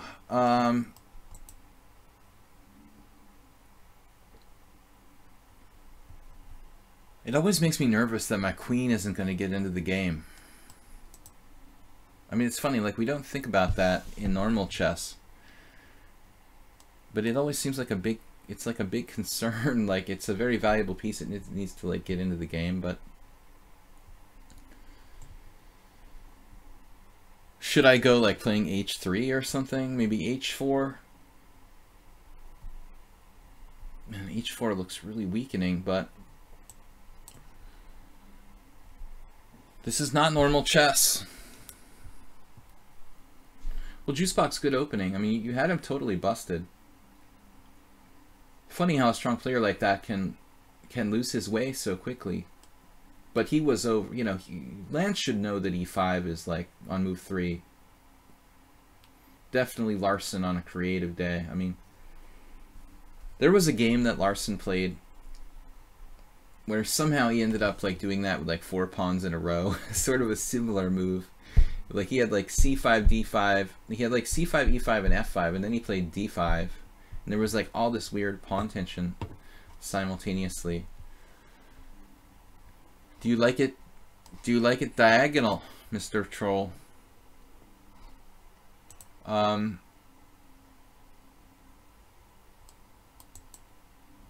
Well, I mean, I'm basically hoping to get my queen out. But h5 is not really the main idea here. Just ensuring that my queen can get into the game. What do we do next?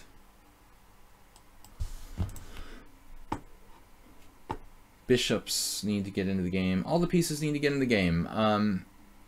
Yeah. The problem with the knight c3 is that it actually gets in the way.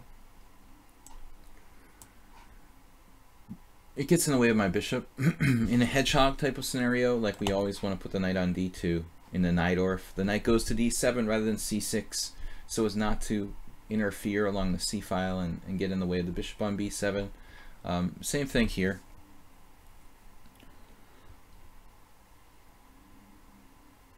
He knows you're reading Nizovich's book. My System. Good. You know, it's a good place to go. I think I picked up, I never actually read My System in chess practice, but I think I actually picked up pretty much a Nimzovichian type of style from other players who were influenced by Nimzovich. You know, so I'm like a third generation Nimzovich player.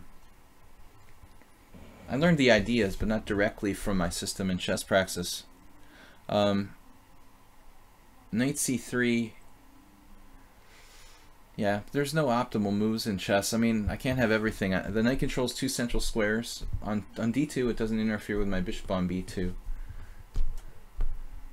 But I think the most important thing in chess 960, which is not quite as important, it's important, but it's not as apparent as it is in chess 960, is like coordination of the pieces. It's really, really vital that you pay very close attention to coordinating your pieces in chess 960. Now, Troll, I thought this was going to happen basically when you played g6. But, you know, it looks like you leave some weaknesses. However, knight b5, knight a6 doesn't seem to cause him any real problems. Knight d5.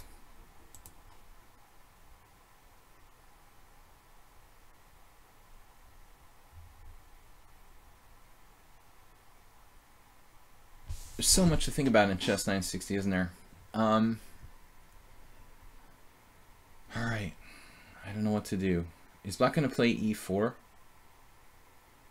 And when he does e4, am I going to regret allowing him to do e4? And if I play knight d3 first, and he goes e4, then I go knight f4. Should I just play knight d5 first? Huh. More questions than answers here.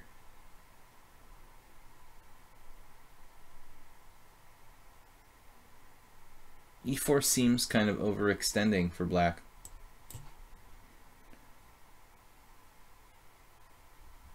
But at the same time, it totally fills a very important function for Black. I don't think I can really stop it. I mean, d3 just weakens my knight there, so I got my queen off this diagonal. Maybe we can play like g4, g5 and try to clamp down some space on him. This is definitely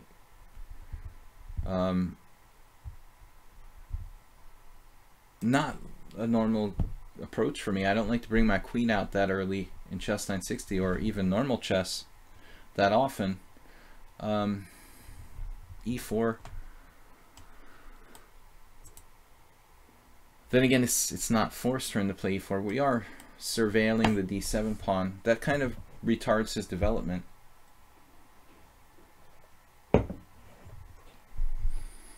I'm just gonna calmly castle kingside next move, troll. Obviously, that's my entire plan. I'm just gonna castle. I can't castle, sorry. I can castle, right? Alright, I can castle. It's not the queen side. There is a queen side and king side. Chess 960 is very strange. The castling rules are inherently strange. When you think about the pieces being randomly placed in the back rank, shouldn't castling be symmetrical? I mean, it no longer makes sense there's like short castling and long castling if there is no set placement of the pieces on the back rank, right? So I think chess 960 becomes kind of a weird game in that sense, doesn't it? I never really thought about it before. Once a year, Adams gets the chance to play with the top 10 in the world. That's not really fair, dude. He's a legend. He's a great player. But he's played other strong tournaments. Maybe not so much recently. I don't know why he stopped playing e4 with the white pieces. I think that's... I mean, I probably can guess why, but it just doesn't seem necessary with his style. I think he's doing himself a massive disservice. You know, he could probably attribute any kind of rating points he's lost in the last like year or so. Like Michael Adams not playing e4 is like ridiculous. Like the guy was devastating against the Sicilian, against the French. I mean, there's no way he should give up playing e4 and play c4 or knight f3. No, I mean, Michael Adams can't be Michael Adams if he doesn't play e4. He's making a huge mistake. He's not Anatoly Karpov, switching from e4 to d4 and c4. You know, Anatoly Karpov is a different player. I don't think that Michael Adams is the same if he's not playing e4 with the white pieces. This is not a good idea. I mean, the positional lines he would play with white, like against the Sicilian, there's no fear about, like, you know, not keeping up with theory there. I mean, he just outplays people strategically for the most part.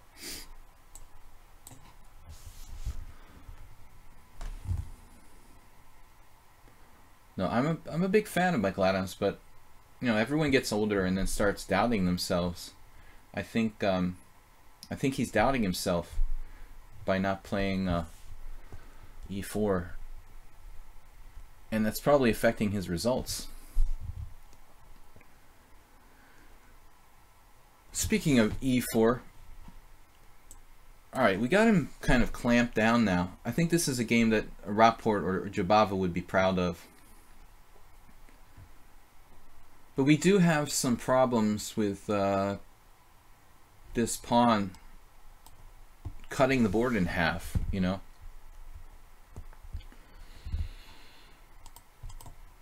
How do these guys get into the game now? I'm going to have to play very slowly e3. I cannot play any d-pawn moves. Actually, look at this. I didn't even plan it that way, but the fact that that is protected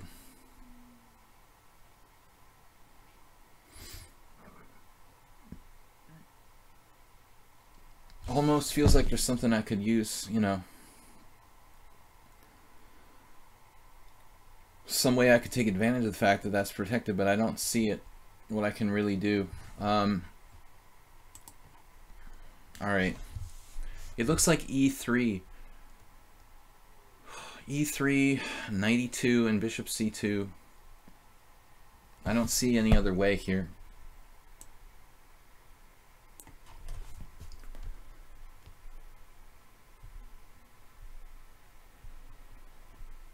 Black could try b5. That's kind of scary, actually. I'm gonna like lose a piece if I'm not careful. Goodness.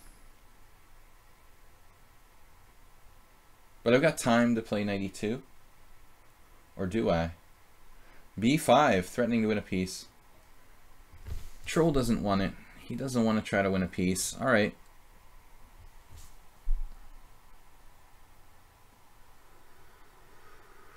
Now f4. f4, interesting. He could just ignore it and play the amazing bishop g7. f4, bishop g7, h5, exclam. No, I don't know what to do. I feel like I'm stuck here. All right, troll on a roll. We are sort of stuck.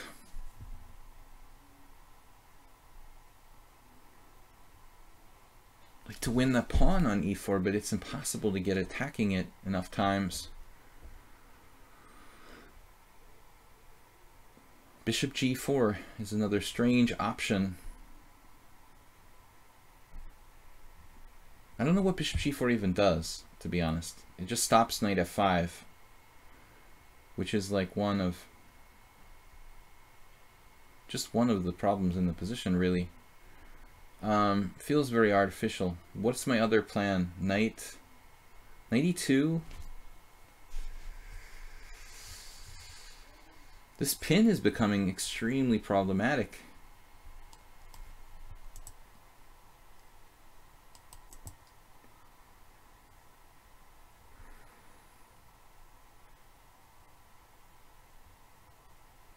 I don't know what to do. I'm totally stuck. Just start making random moves. Whoa, he played d5. Why did I not see that move? I mean, that's pretty obvious.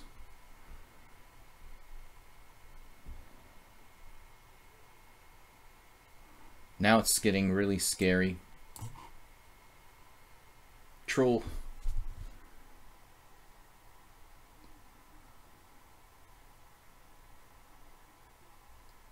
I'm gonna have to bug out and put my king on like g2. Can I castle yet?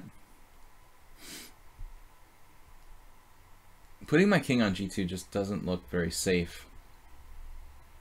At least this game was fun. I don't think the quality was that high here. How could I like miss d5? I thought he was gonna play rook to d8. Maybe I'm still okay here, but the position looks kind of shaky. He could sack a pawn. I don't see anything for it though. I don't see any compensation really. Still got b5. At the end of the day though, I mean, he's not resolving his king either.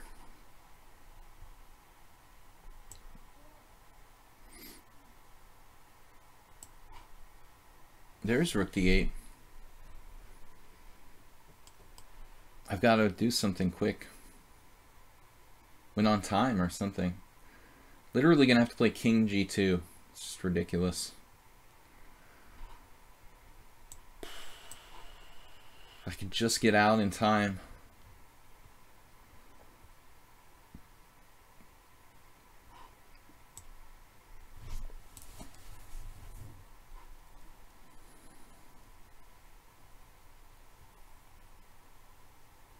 Yes.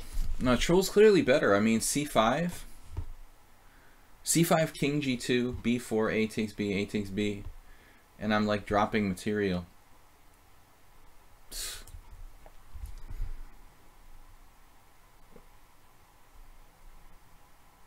Wow, the computer thinks I'm okay here. I thought I was like clearly worse. Because of f4. Wow, so c5, f4 saving me. Before I was reticent to play f4 because the e file kind of. Now it's a little bit better. E takes f3, bishop takes f3. But your knight has a good outpost here. Good game, troll. Good game, man. I mean, I don't think that either of us I mean, look at the line. I mean, it's very level. I don't feel like we made big mistakes, but apparently we did. All right, the advantage never changed very much. We both missed equal opportunities. Equal opportunity, bad play. I'm going to play Clash Kid, another subscriber. So this is our subscriber stream, guys. If you're not a subscriber, you can play tomorrow morning as well. Everybody can play. Friday morning, 10 a.m. CET here on lichess. We're going to be playing just Blitz and Classical Chess. Back-to-back streams almost, right? Thursday night, Friday morning. Monday morning, Tuesday night. That doesn't add up. Tuesday night, Wednesday morning. Thursday night, Friday morning. All right, let's get started. I'm playing Clash Kid. It's normal chess. Bishop c2, bishop d2. I didn't like that position. Gladys Troll is strong. You know, he's just slow. But my whole philosophy is that you should put the position first and time second. I mean, internet chess ratings mean nothing. You know, it doesn't matter if you're 2700 on lichess. That, at the end of the day, doesn't mean anything. I mean, you could make the same argument for over the board ratings too if you want to, but at least there's more status in that. I think that losing on time is not a big deal. All right, another Slav defense. Too many people like playing Ultra Bullet and forgetting like what chess is even about, you know. One day, like, Serbian Grandmaster Zlatko Linčić, my friend, was telling me how he was really excited about his new idea to play like e4, d6, e5 against people in the Pirc defense, because in Bullet. Because how many, you know, this is a Grandmaster who was like 2600. How can he be excited about like tricking people into like hanging their knight on move 2 in 1 minute chess? You know, I was kind of like, what are you talking about? Big respect for Zlatko, but come on now, with the bullet chess, like tricking people into dropping their Pirc knight on move 2. Chess is more beautiful than that, you know? Anyway, g6, I need something better against this. The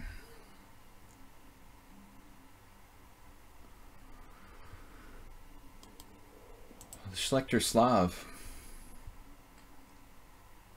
I always play the exchange variation. Alright, I gotta find something better against the Schlechter Slav. It's just that it doesn't come up often enough that it's really been an issue. There was one Croatian guy I played last year. I was a little concerned he might play the Schlechter Slav. I was actually going to play something else. It's pretty hard to get an advantage with white against g6 Slav or Schlechter. Alright, what did I learn? Oh yeah, Clash Kid, we had this in the simul. Sorry, I forgot about that. Didn't we? It was you, right? Clash Kid in the simul. Every Sunday I do a simul here on lichess. And this week it will be the same as it's been the last couple of weeks. I've got a tournament game in the morning on Sundays, so usually I'm a little bit chessed out by the evening, but we are doing like a 30-30 simul at 6:30 on Sunday CET. A6. Well, it's typical move, but I don't really understand why it's necessary.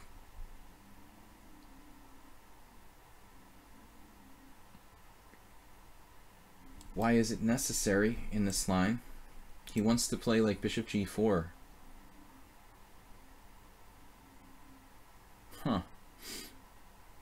Maybe he wants to go like e3, bishop g4. You can do h3 and stop bishop g4. I'm not a person who honestly believes in playing the exchange variation against the Slav. I don't really like it, but I always thought like against g6 it kind of feels like it's justified, because the bishop on g7 really is just, you know, pretty much like totally passive against the pawn on d4. Well, not passive, but just like kind of useless, you know. But I think this approach is very minimalistic for white. I need to find something better. So we've got to do some research, and unfortunately, you know, I didn't even know what move to play. I mean, e3 is passive too.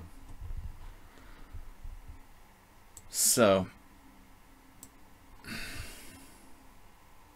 will my tournament be broadcast live? Good question, and I don't know the answer. You know, I mean, actually, the A tournament, I'm 100% sure would be broadcast live. Like, it's a 2,600 average. It's going to be one of the strongest, if not the strongest, like, closed tournament held in Hungary this year. So there's a good chance my tournament will be broadcast since we're playing alongside. But I can't guarantee it. You know, the tournament starts on the 12th of December, and the A tournament is really strong. There's like Christian Bauer from France, Victor Erdos, Banush, Vita Levente, a lot of guys who are like high 2,500, 2,600-ish. And then, you know, that's a big deal here because there's not a lot of money in Hungarian chess, and to hold a round robin, like, which is around 2,600, isn't very common these days. I mean, in the past there have been, but in the last years, there just aren't really enough sponsors in Hungary, so you don't see this kind of tournament very often. It's not an elite tournament, but it's like an in-between. It's not just a run-of-the-mill tournament. It's not a super tournament, but it's still a strong round robin.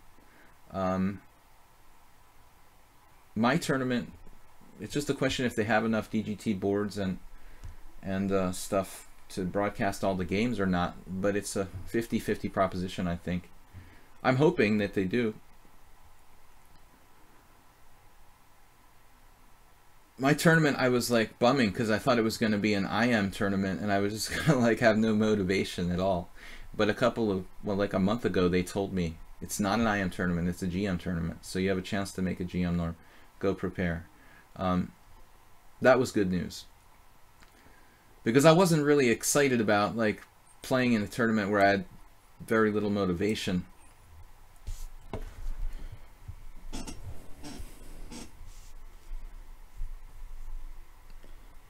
Tabar Jack said A4 he always seems to break the Slav.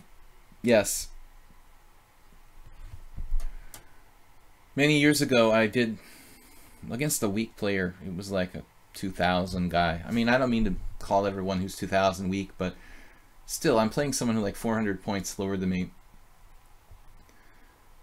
I did actually have that happen where I decisively played A4, and that was like the most important moment in this line. It was a team championship. It was a team tournament game, I remember. Absolutely A4, but it's really not much here for white.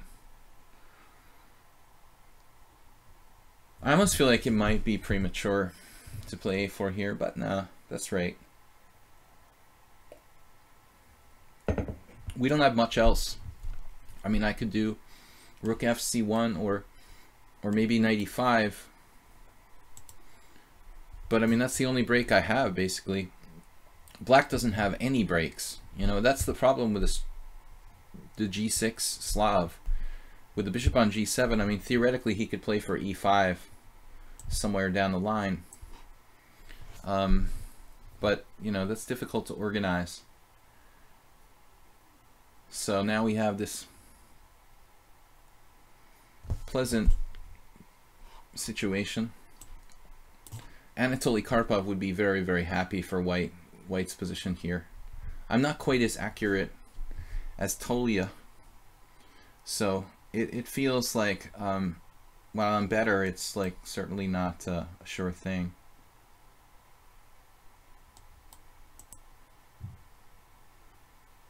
I almost thought I had an intermezzo, but it would be a big mistake to play like Queen B7 and let the guy go bishop back to C6.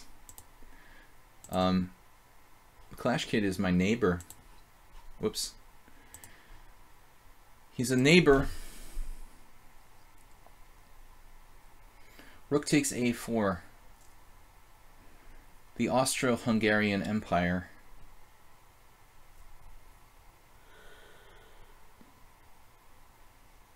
Nefedov, you weren't here when I went over your game.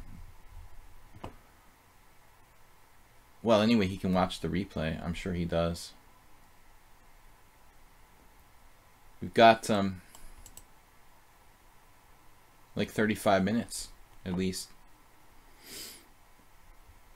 I don't want to shortchange you guys.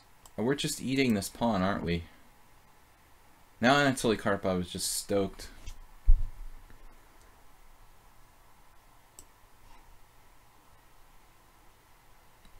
I mean, it's easy to forget that I have the B8 square. But a pawn is a big deal at the master level, and especially at the grandmaster level.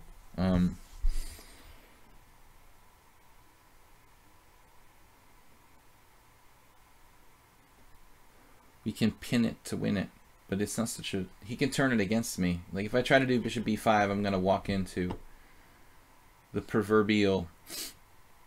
We will walk into the proverbial...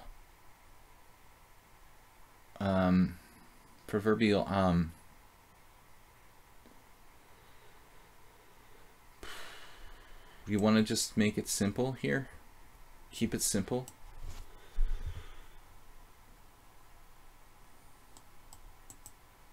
I hope this extra pawn is just an easy win, but any kind of technical ending doesn't really leave you with a lot of margin for error. You know, here I'm up a clean pawn. I've got b8 under control, which is obviously important. But he is only down a pawn, you know, and it may not be that easy to win. A heavy piece ending with like one pawn more. Good chances, but there's no guarantees. I think this is the best. He's got an intermezzo. I'm not real thrilled about that.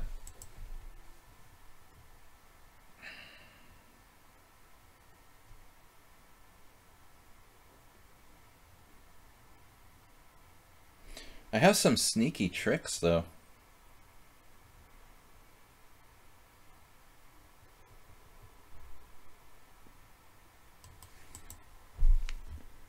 I think this is still okay, no matter what happens. This tries to do some weird knight d2.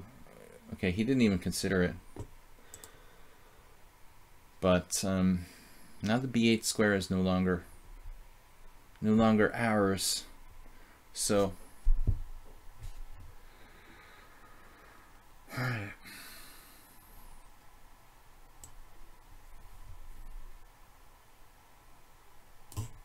Knight d2. Knight d2. Play it. Play it. Oh. All right. What am I doing? I'm not normal. God. All right. That reminds me of the time that I told Bill Kelleher his knight was hanging in the middle of a Blitz game, and then I like didn't take it.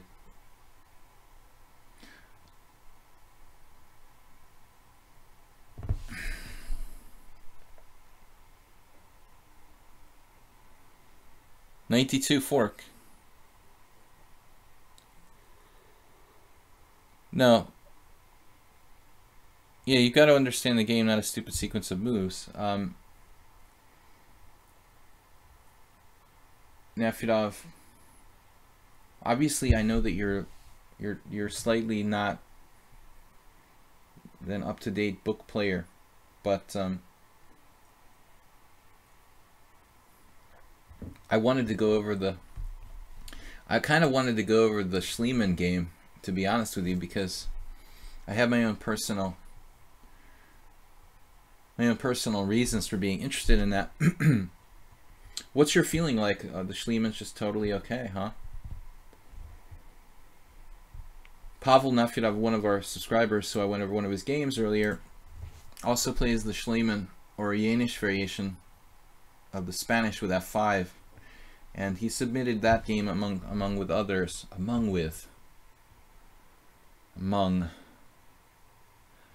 God, Anatoly Karpov, where are you when I need you?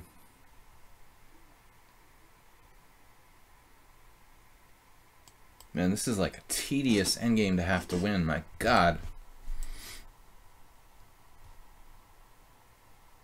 Ultra tedious. This is one of those like 100 movers. I mean,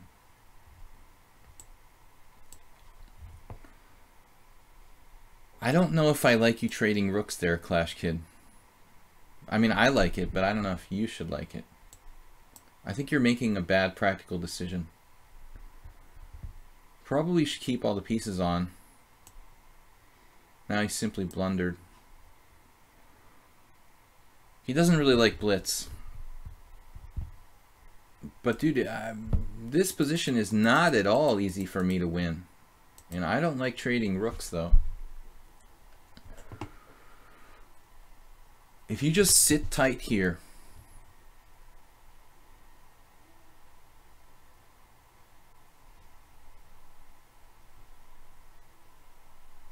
this is really going to be hard, man. I don't know if I can win this position. I was going to play rook c2. But I mean, joking about Anatoly Karpov, like seriously, this is a nightmare. I mean, this is a really, really tough ending. I don't know if White can win this. I mean, it's just, the knight is so good on d6. Alright. So, Blue Crow is here. Long time no see, man. Blue Crow, our former moderator. I hope he's here up for the game.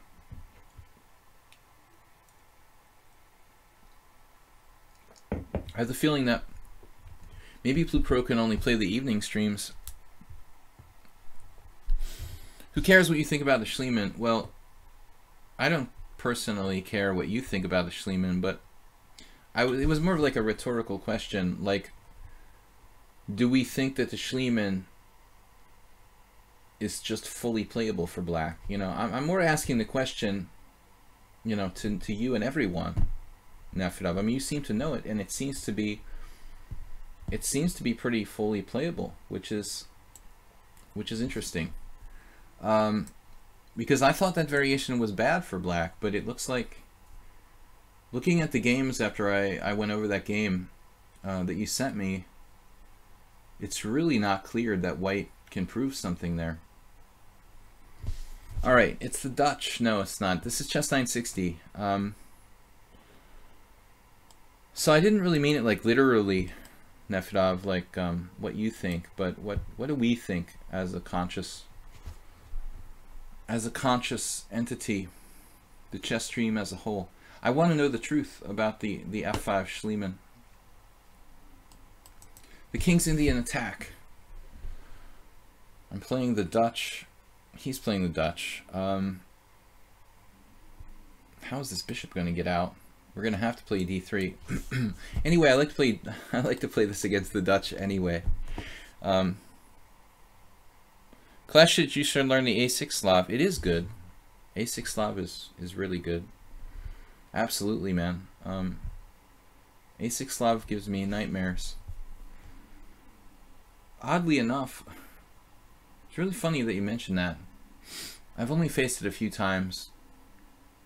I had a couple draws. I don't think I ever... I'm trying to think now. I think I played Sergei Ehrenberg.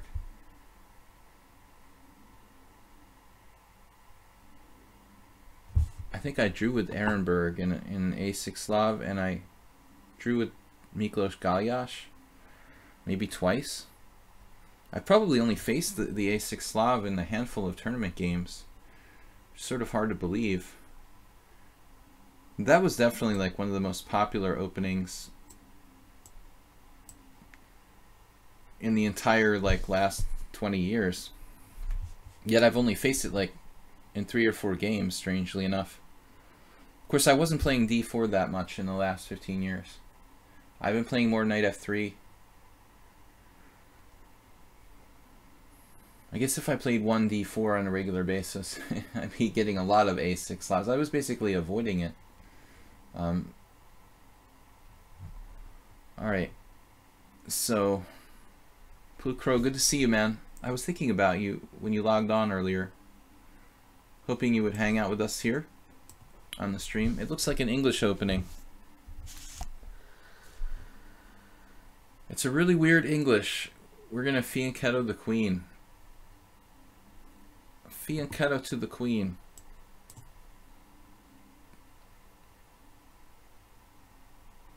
Guys, I have time for another, another game.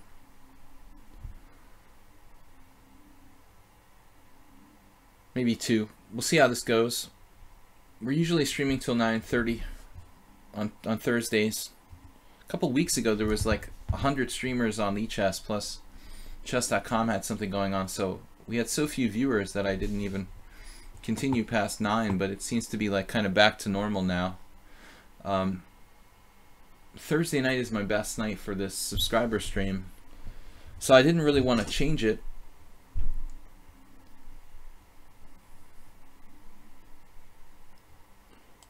Now the question is, like, is this actually good for black? That's a little hard to believe, isn't it? This would be overextending yourself, right? Right. It's like I castled queenside in the English. Blue Crow plays some crazy and interesting chess sometimes, much like Clash Kid or Soul. What is your new nickname, Soltigo? Subtletigo. I haven't seen any comments from Subtletigo. Maybe he took a break. Blue Crow playing basically very positionally here. Usually he's more chaotic. What am I doing with my king, man?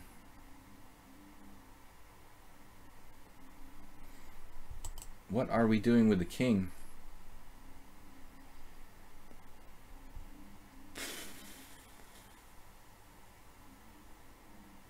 I don't know.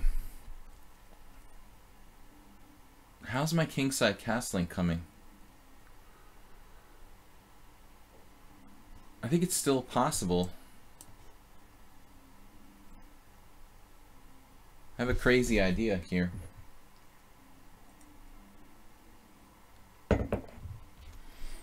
Soltigo, okay. You're playing a 25-minute game.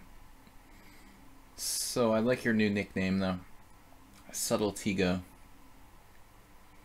It's hard to come up with good nicknames. You know, they don't come around just every day. I hope Blue Crow continues to play calmly here, without any chaos.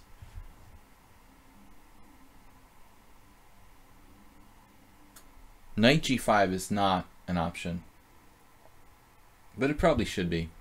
He was afraid of it. I take back. No, who was it? Yeah, I take back. It's funny, I didn't consider it, you know. It's probably not a bad move. It's like, okay, I've got to gain a move and then give back a move, and it's kind of like a headache, and I didn't want to deal with it. Maybe I should play Queen h1. This was my idea. The second reference to Bent Larson from today. I'm an accelerated dragon player, so I'm big with the Queen h1.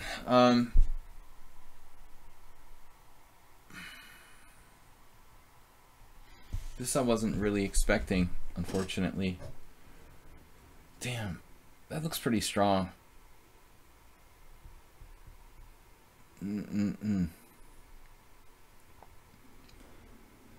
Okay, Houston, we do have a small problem here. Wait a minute, maybe I should just take it, right? Why am I stressing so much? I didn't want him to do that, but now he did, and that's all there is to it. That's life, you know. Sometimes you just gotta go with the flow. So, and that's another thing. It is my view that you should let the chess game have a little bit of a life of its own. I think that the chess game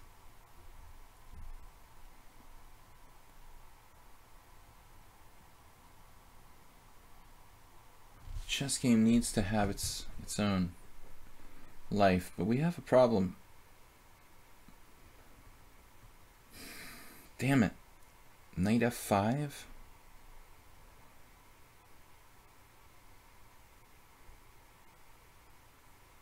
Okay, I don't know. I don't want to put my knight on e1. And I'm not sure there's a big difference.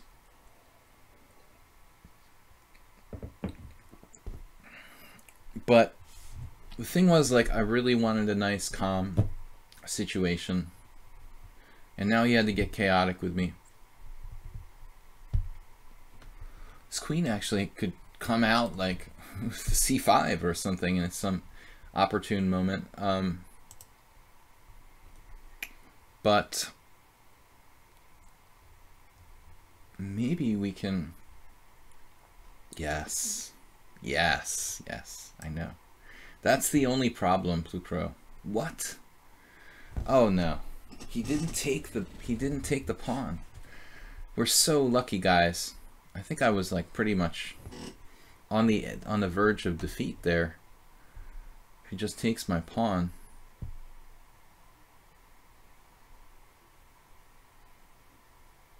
Knight takes e4. I can't afford to lose on time here.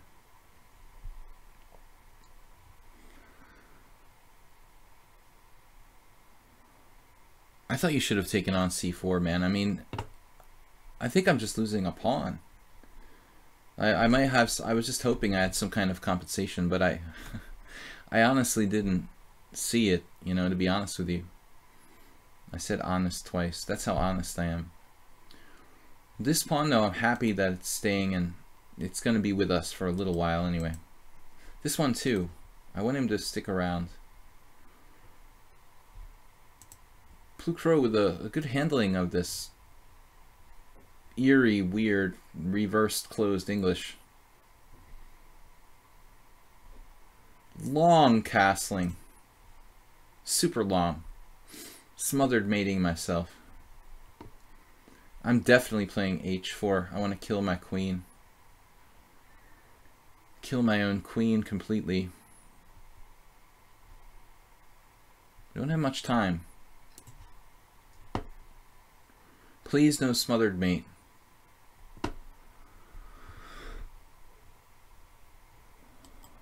That's weird.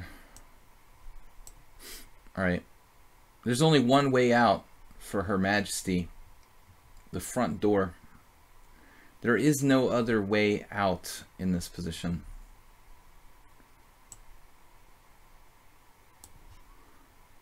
Plucro has sealed the deal on the other exits. What's up? Man, with the tactics, you're busting the tactics on me? Man, dude. I don't want to sack my queen. Oh, he's just going into psycho mode. He went into total psycho mode.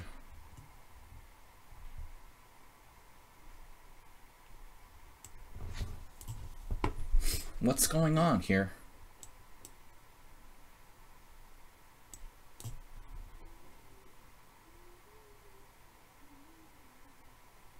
I wonder if Plucro plays a lot of increment chess lately.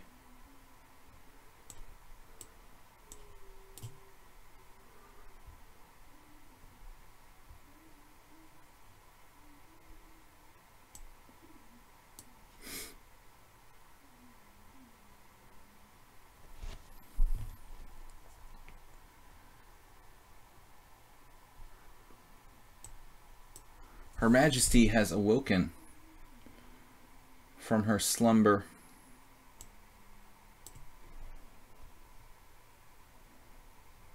Oh, that's subtle. You should be subtle, Tigo.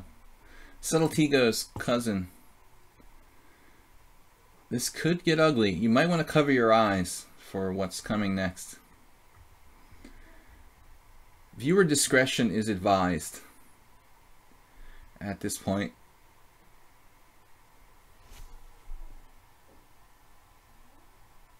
It was a nice try, though. I mean, against a lesser player, it definitely would have taken them down. Oh, this is going to hurt. It's going to hurt me more than it's going to hurt you. Alright, man. Fun game, though. That's the second really fun game we had, Chess 960. This was cool. This was a totally weird situation. Maybe I should play like h4 or something. I don't know. Man, nice. You got me here. Apparently I'm supposed to play knight h4, knight e1. Then I decided to do this. But g5 is too strong. You just win a pawn. I mean, I don't see I have any compensation here, realistically. Something, but... I mean, your pawn is kind of weak, so I thought, okay, maybe it'll just fall off, but... This isn't really right. I mean, I'm minus 1.4, damn. That's bad. That's really bad. I'm more than a pawn down. I'm more than a pawn down here. How would I finish him now? I think he's pretty well finished there at the end. He's down a piece. Alright. So what do we got left? Nefedov. Nefedov rarely playing the fast blitz. 5+3. It's normal chess. Guys, tomorrow I'm going to be back in the morning, 10 a.m. CET, playing just Blitz and Classical Chess with the viewers here. Yeah, you wanted to grab the pawn and you got carried away. The best way to handle Nefedov is to try to get him out of book early, I guess. Try to confuse him with some strange move or something.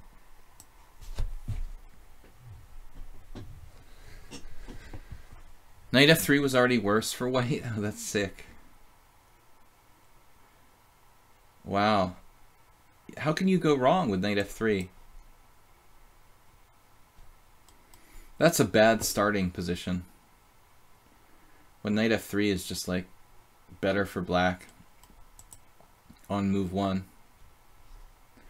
Anyway, guys, Blitz and Classical Chess tomorrow morning. Why am I getting messages like I was... Oh, I have 3 windows open. What the heck? Sorry, I was looking at games. Okay, Nefedov, so we've been here before.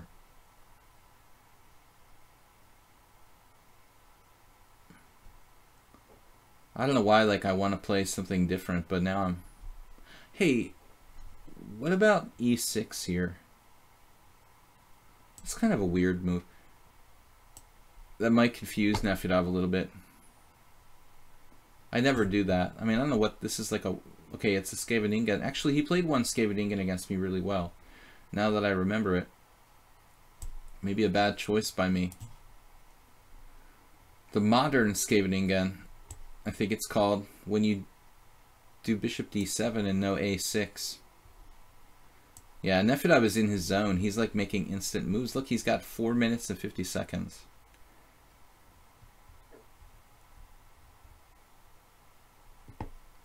I usually preferred playing lines where I go like a6, but this seems very, very okay for black. It's been only like, I don't know, 30 years since I studied this. Maybe 30 is like a slight exaggeration, but I started studying this 30 years ago for black. I probably continued a little bit longer.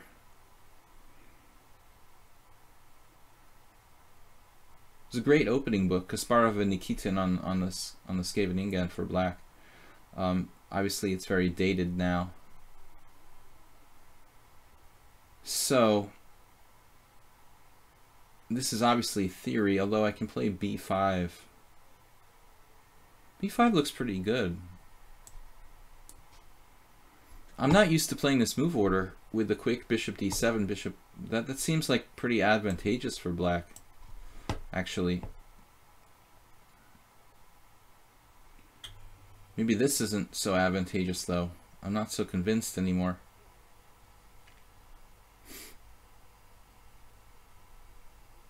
Well, maybe this is actually good. Yeah, this should be pretty good for black. No problems. I didn't waste time with a6. So we can try like a more aggressive type of setup on the queen side. If he does I was a little worried about e5. Because it occurred to me at the last moment that you have like e5, d takes e, f takes e, and bishop takes f3, rook takes f3. Not queen takes, dropping your bishop, but rook takes, and like my b5 pawn's hanging.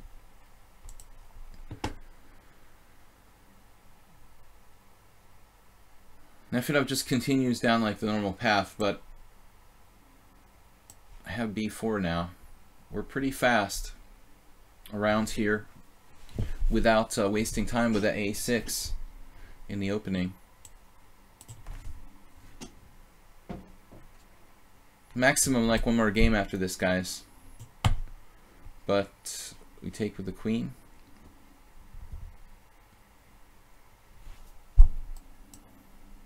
I don't know, is it actually, does it benefit me to take the queen? It probably is.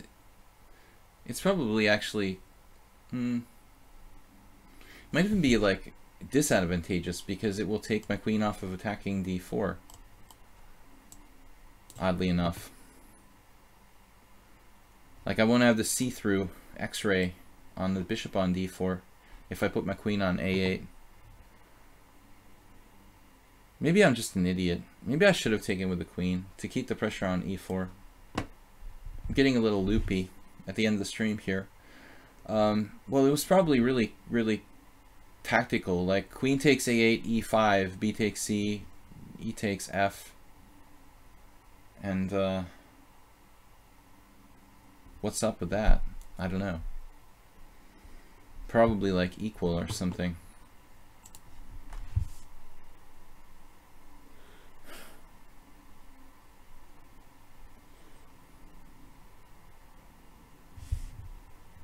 I'm a good positional player. That's what all the tacticians say.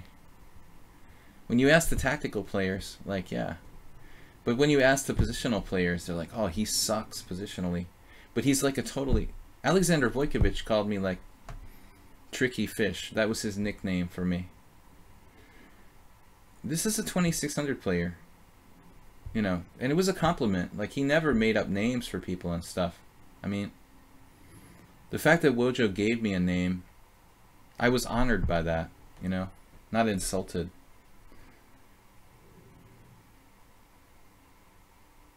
R.I.P. The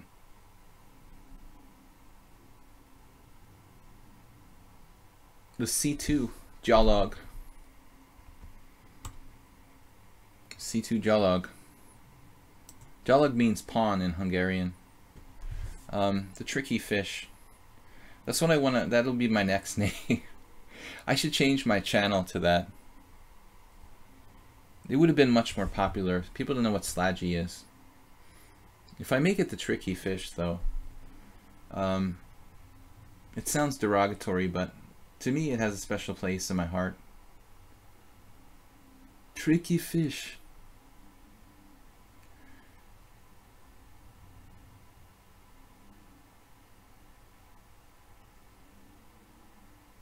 Because I swindled Alex on a couple of occasions.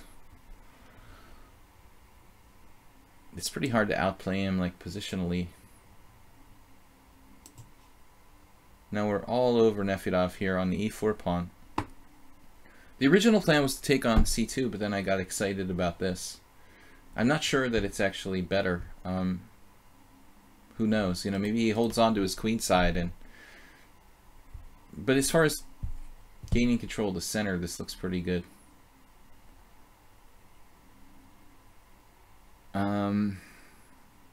But Nefedov isn't really... He isn't really that fast. He is pretty good, though. I mean, he's definitely underrated at 1700. I mean, he can play master strength in many games. Not consistent. So, guys, we're back tomorrow morning. I don't know what we got for challenges left. I take back. I'll play that. 5+3. King Chaser. I don't think I have time for a 7+3. He's always there. Like, he is. How can he know when my like last game is coming up? King Chaser is always the. He's always the bubble. I'm not gonna trade queens here, man. I mean, that's not good. Actually, f4 is hanging. I knew about that, then I forgot about it, then I remembered it again.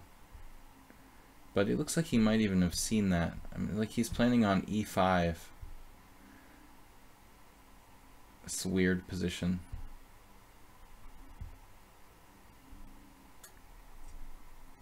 Maybe I should just take the pawn, but queen takes and it's not that clear, you know. Nothing is clear here, to be perfectly honest. I feel like black is better, but it's totally not that easy.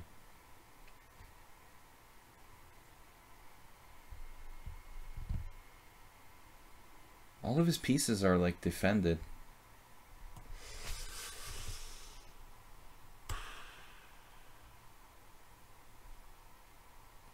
Alright, I'm just going to choose a move at random.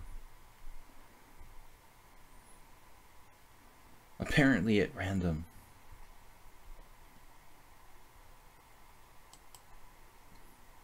Well, this kind of decimates his kingside structure. I like that about it. It should jeopardize his king safety pretty seriously. But he has choices. He can take like on d5, he can play e5, he can find another move. Totally. Lots to think about, huh? Bishop e3. Take your pick. The only thing I know is that I should be fine, but I don't know if I'm winning. I think I'm probably better. He chooses this weird... so he ends up choosing the weird kind of in-between move.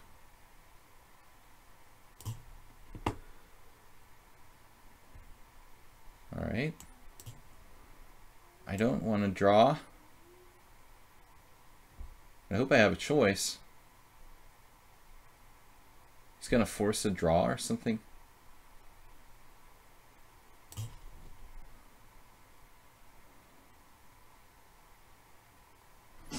The time is short here. 3-second increments is just enough not to lose on time.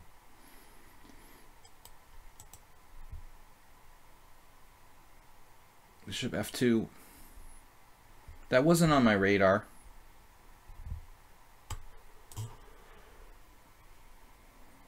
Alright, that's enough with that. It's driving me nuts. Stop chasing my queen around.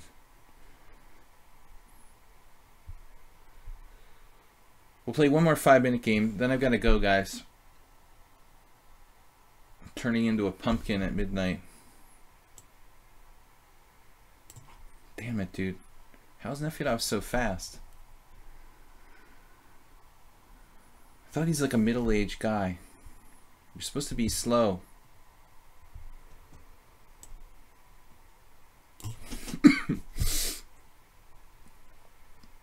Yeah. Nice. Subtle. Leave me alone, sir.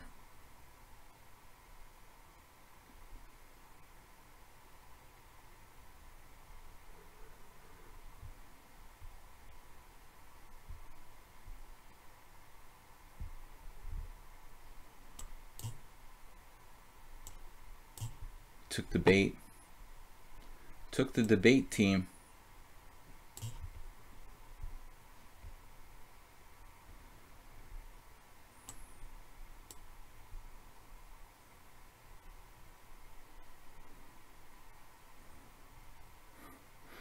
My other job is as a dentist. Alright. Let's trade us some queens. Are you trapped? You're not trapped, are you? He offered me a rematch. He is trapped. Why can't you go here? Oh, his rook's hanging. Oh my god, his rook was hanging with mate. It's mate in one. I'm an idiot. Alright guys, last game. Sorry, King Chaser. I'm going to play I Take Back. Our subscriber here for the last game, 5+3. I don't have the energy to play a 7-minute game.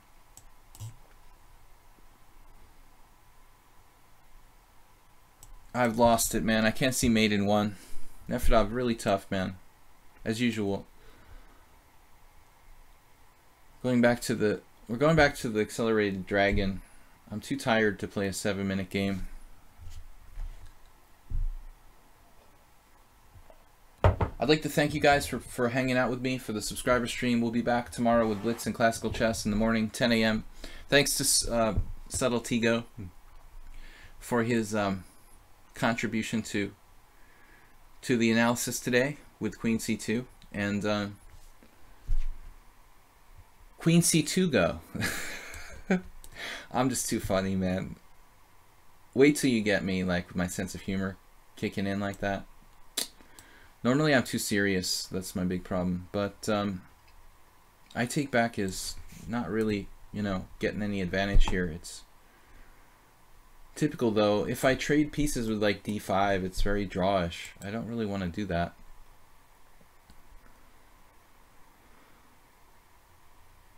Perhaps d5. Pawn takes... No, knight takes knight is the problem there. Alright. Yeah. I guess we have to do it.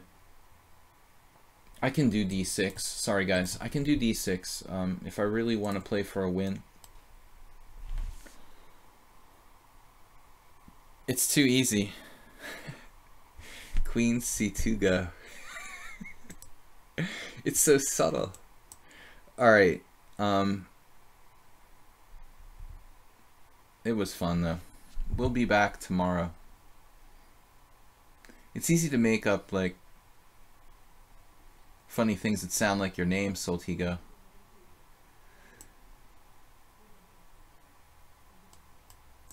It was hard enough to pronounce your name from the beginning, to be honest.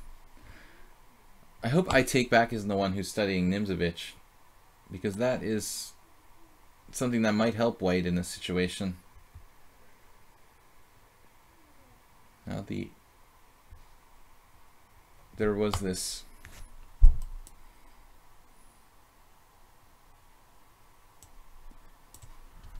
possibility of Black's pieces getting tied, Black's pawns getting fixed, and therefore White being able to blockade the position. That's why I incited Nimzovich.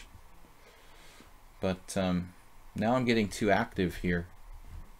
Black pieces are just too active. Almost had to play like bishop e2 there to stop this. It's not winning, but it just looks very, very nasty for White, huh? I mean, even queen b6 looks kind of...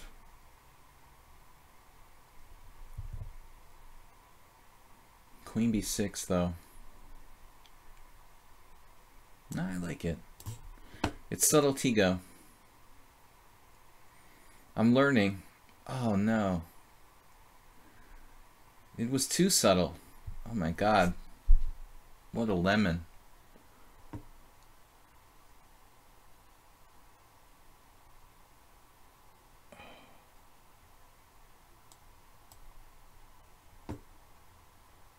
We're starting to see I Take Back's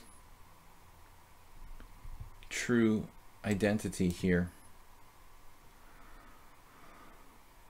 Why didn't I play knight g4 the move before, honestly? Queen b6 was stupid. It just like basically gave him a tempo. I mean, to do what he wanted to do anyway, which is go here and blockade the d4 square. I honestly should have played knight g4 straight away with more direct threats. Probably almost forcing him to play h3, weakening his king set. Maybe he could play like g3, but it looks bad. Anyway, guys, end of stream. Where do you live that it's already midnight? It is only 9:30. We turn into pumpkins early here. I have to wake up early to do another stream in the morning. That's the problem.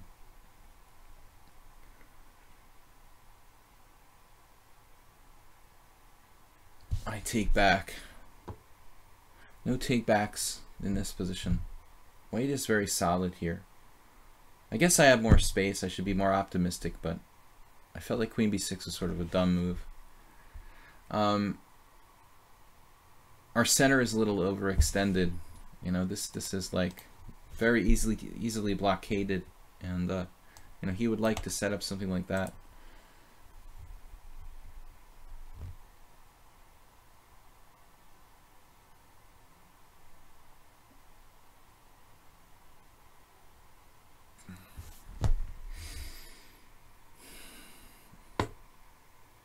Bishop a6, not a good idea.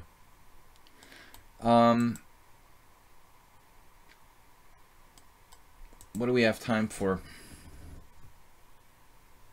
I mean, a5 might actually not be a bad move. Anyway, I was probably thinking about that. We don't really have any threats in this position, and my pawn gets fixed in the center. Oh, no, though. I mean, you're giving up a really good bishop there.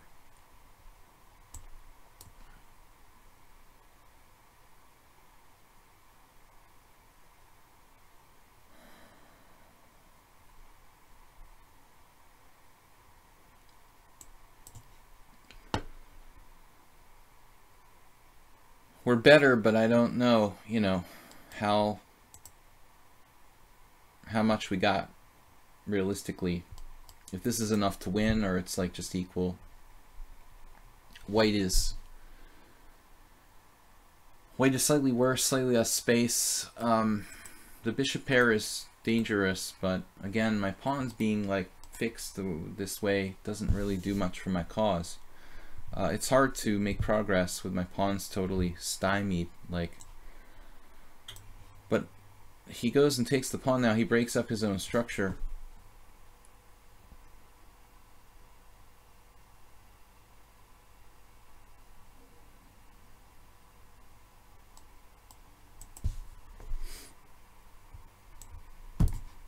'97. I don't want to let him trade off my bishop. He's off to the races there.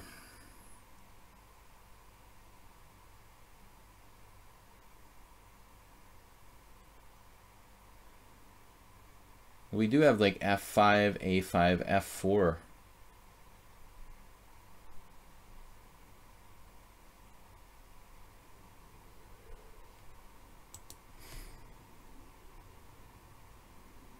This is pretty touch and go. I don't want to let his a-pawn get out of control here. That's really dangerous. That a-pawn is super scary.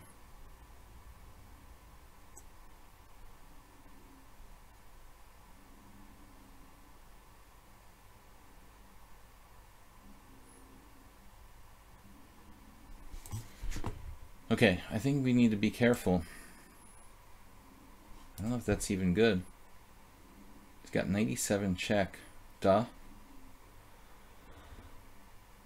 Time to start thinking real fast now.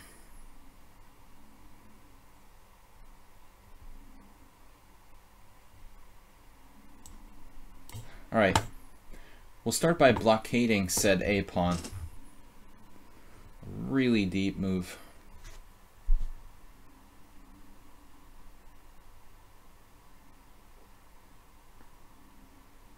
You're not gonna get through a8 without a fight, man.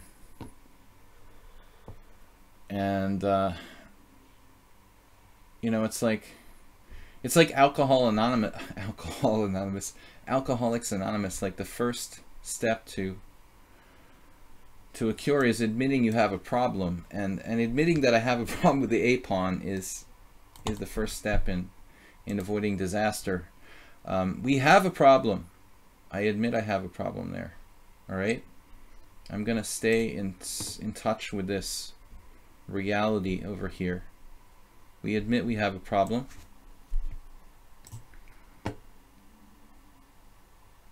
By admitting we have a problem, we're not denying it, or like, you know, I was very close to like not realizing how serious the situation was. It's still serious. I was under the misconception that I was better for a little while there. I don't think that was really the case.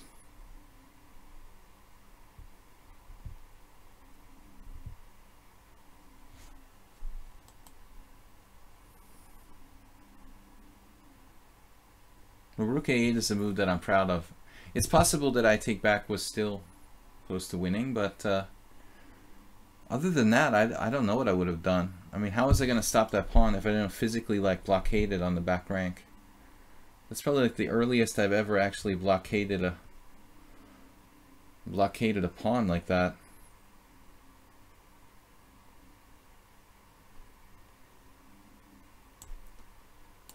This is a weird move.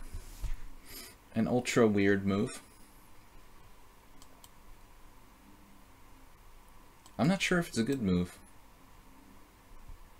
but it's pretty subtle. That's enough of that joke, alright? Joked with that enough. Maybe I can sack the exchange here. Damn.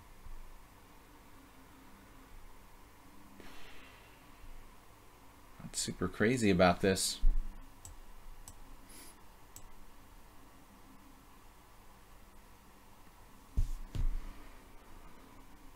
Alright. No, you had d5. Now I'm like almost winning.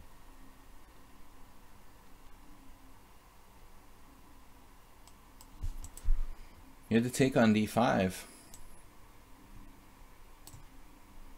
Okay, I don't know. I mean, I guess you're okay here. But it's probably a draw, objectively. Actually, I have to be careful. Sort of. Why did I allow that? Okay, what's going on, kids? I'm still scared. Scared about this. This is getting a little bit too weird. Too close for comfort. Jeez.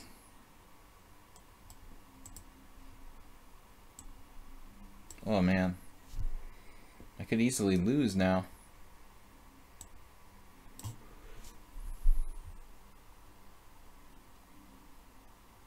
Oh, he's like a positional player. I didn't even know.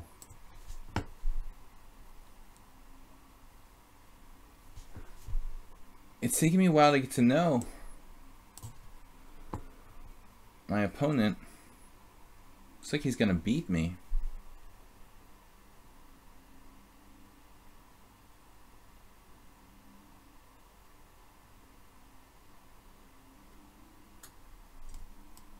Rook there. That's mate in one, right? I'm just lost. He's like a technical player. Wow. And fast too.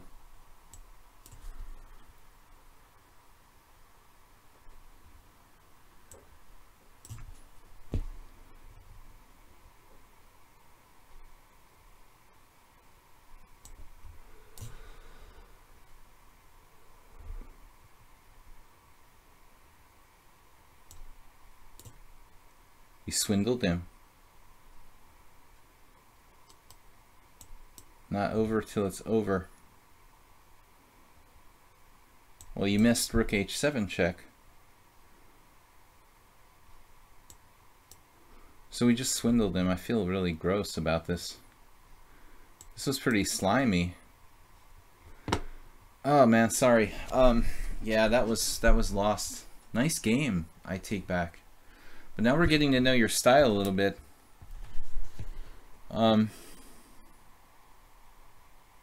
Yeah, that was bad. I let it get really horrible there. But he was fast and good too. Originally, when I went into this ending, I was like totally fine, and then I underestimated. Thought I was totally fine here. Wow. Apparently, I'm not totally fine. That's crazy. I thought this was like a walk in the park. After rook takes a6, I thought I would be absolutely okay here. I kind of misevaluated this. I thought that I'm so good with two bishops, but it's so blockaded that I can't do anything. I just can't do anything. No, that white's playing for a win here.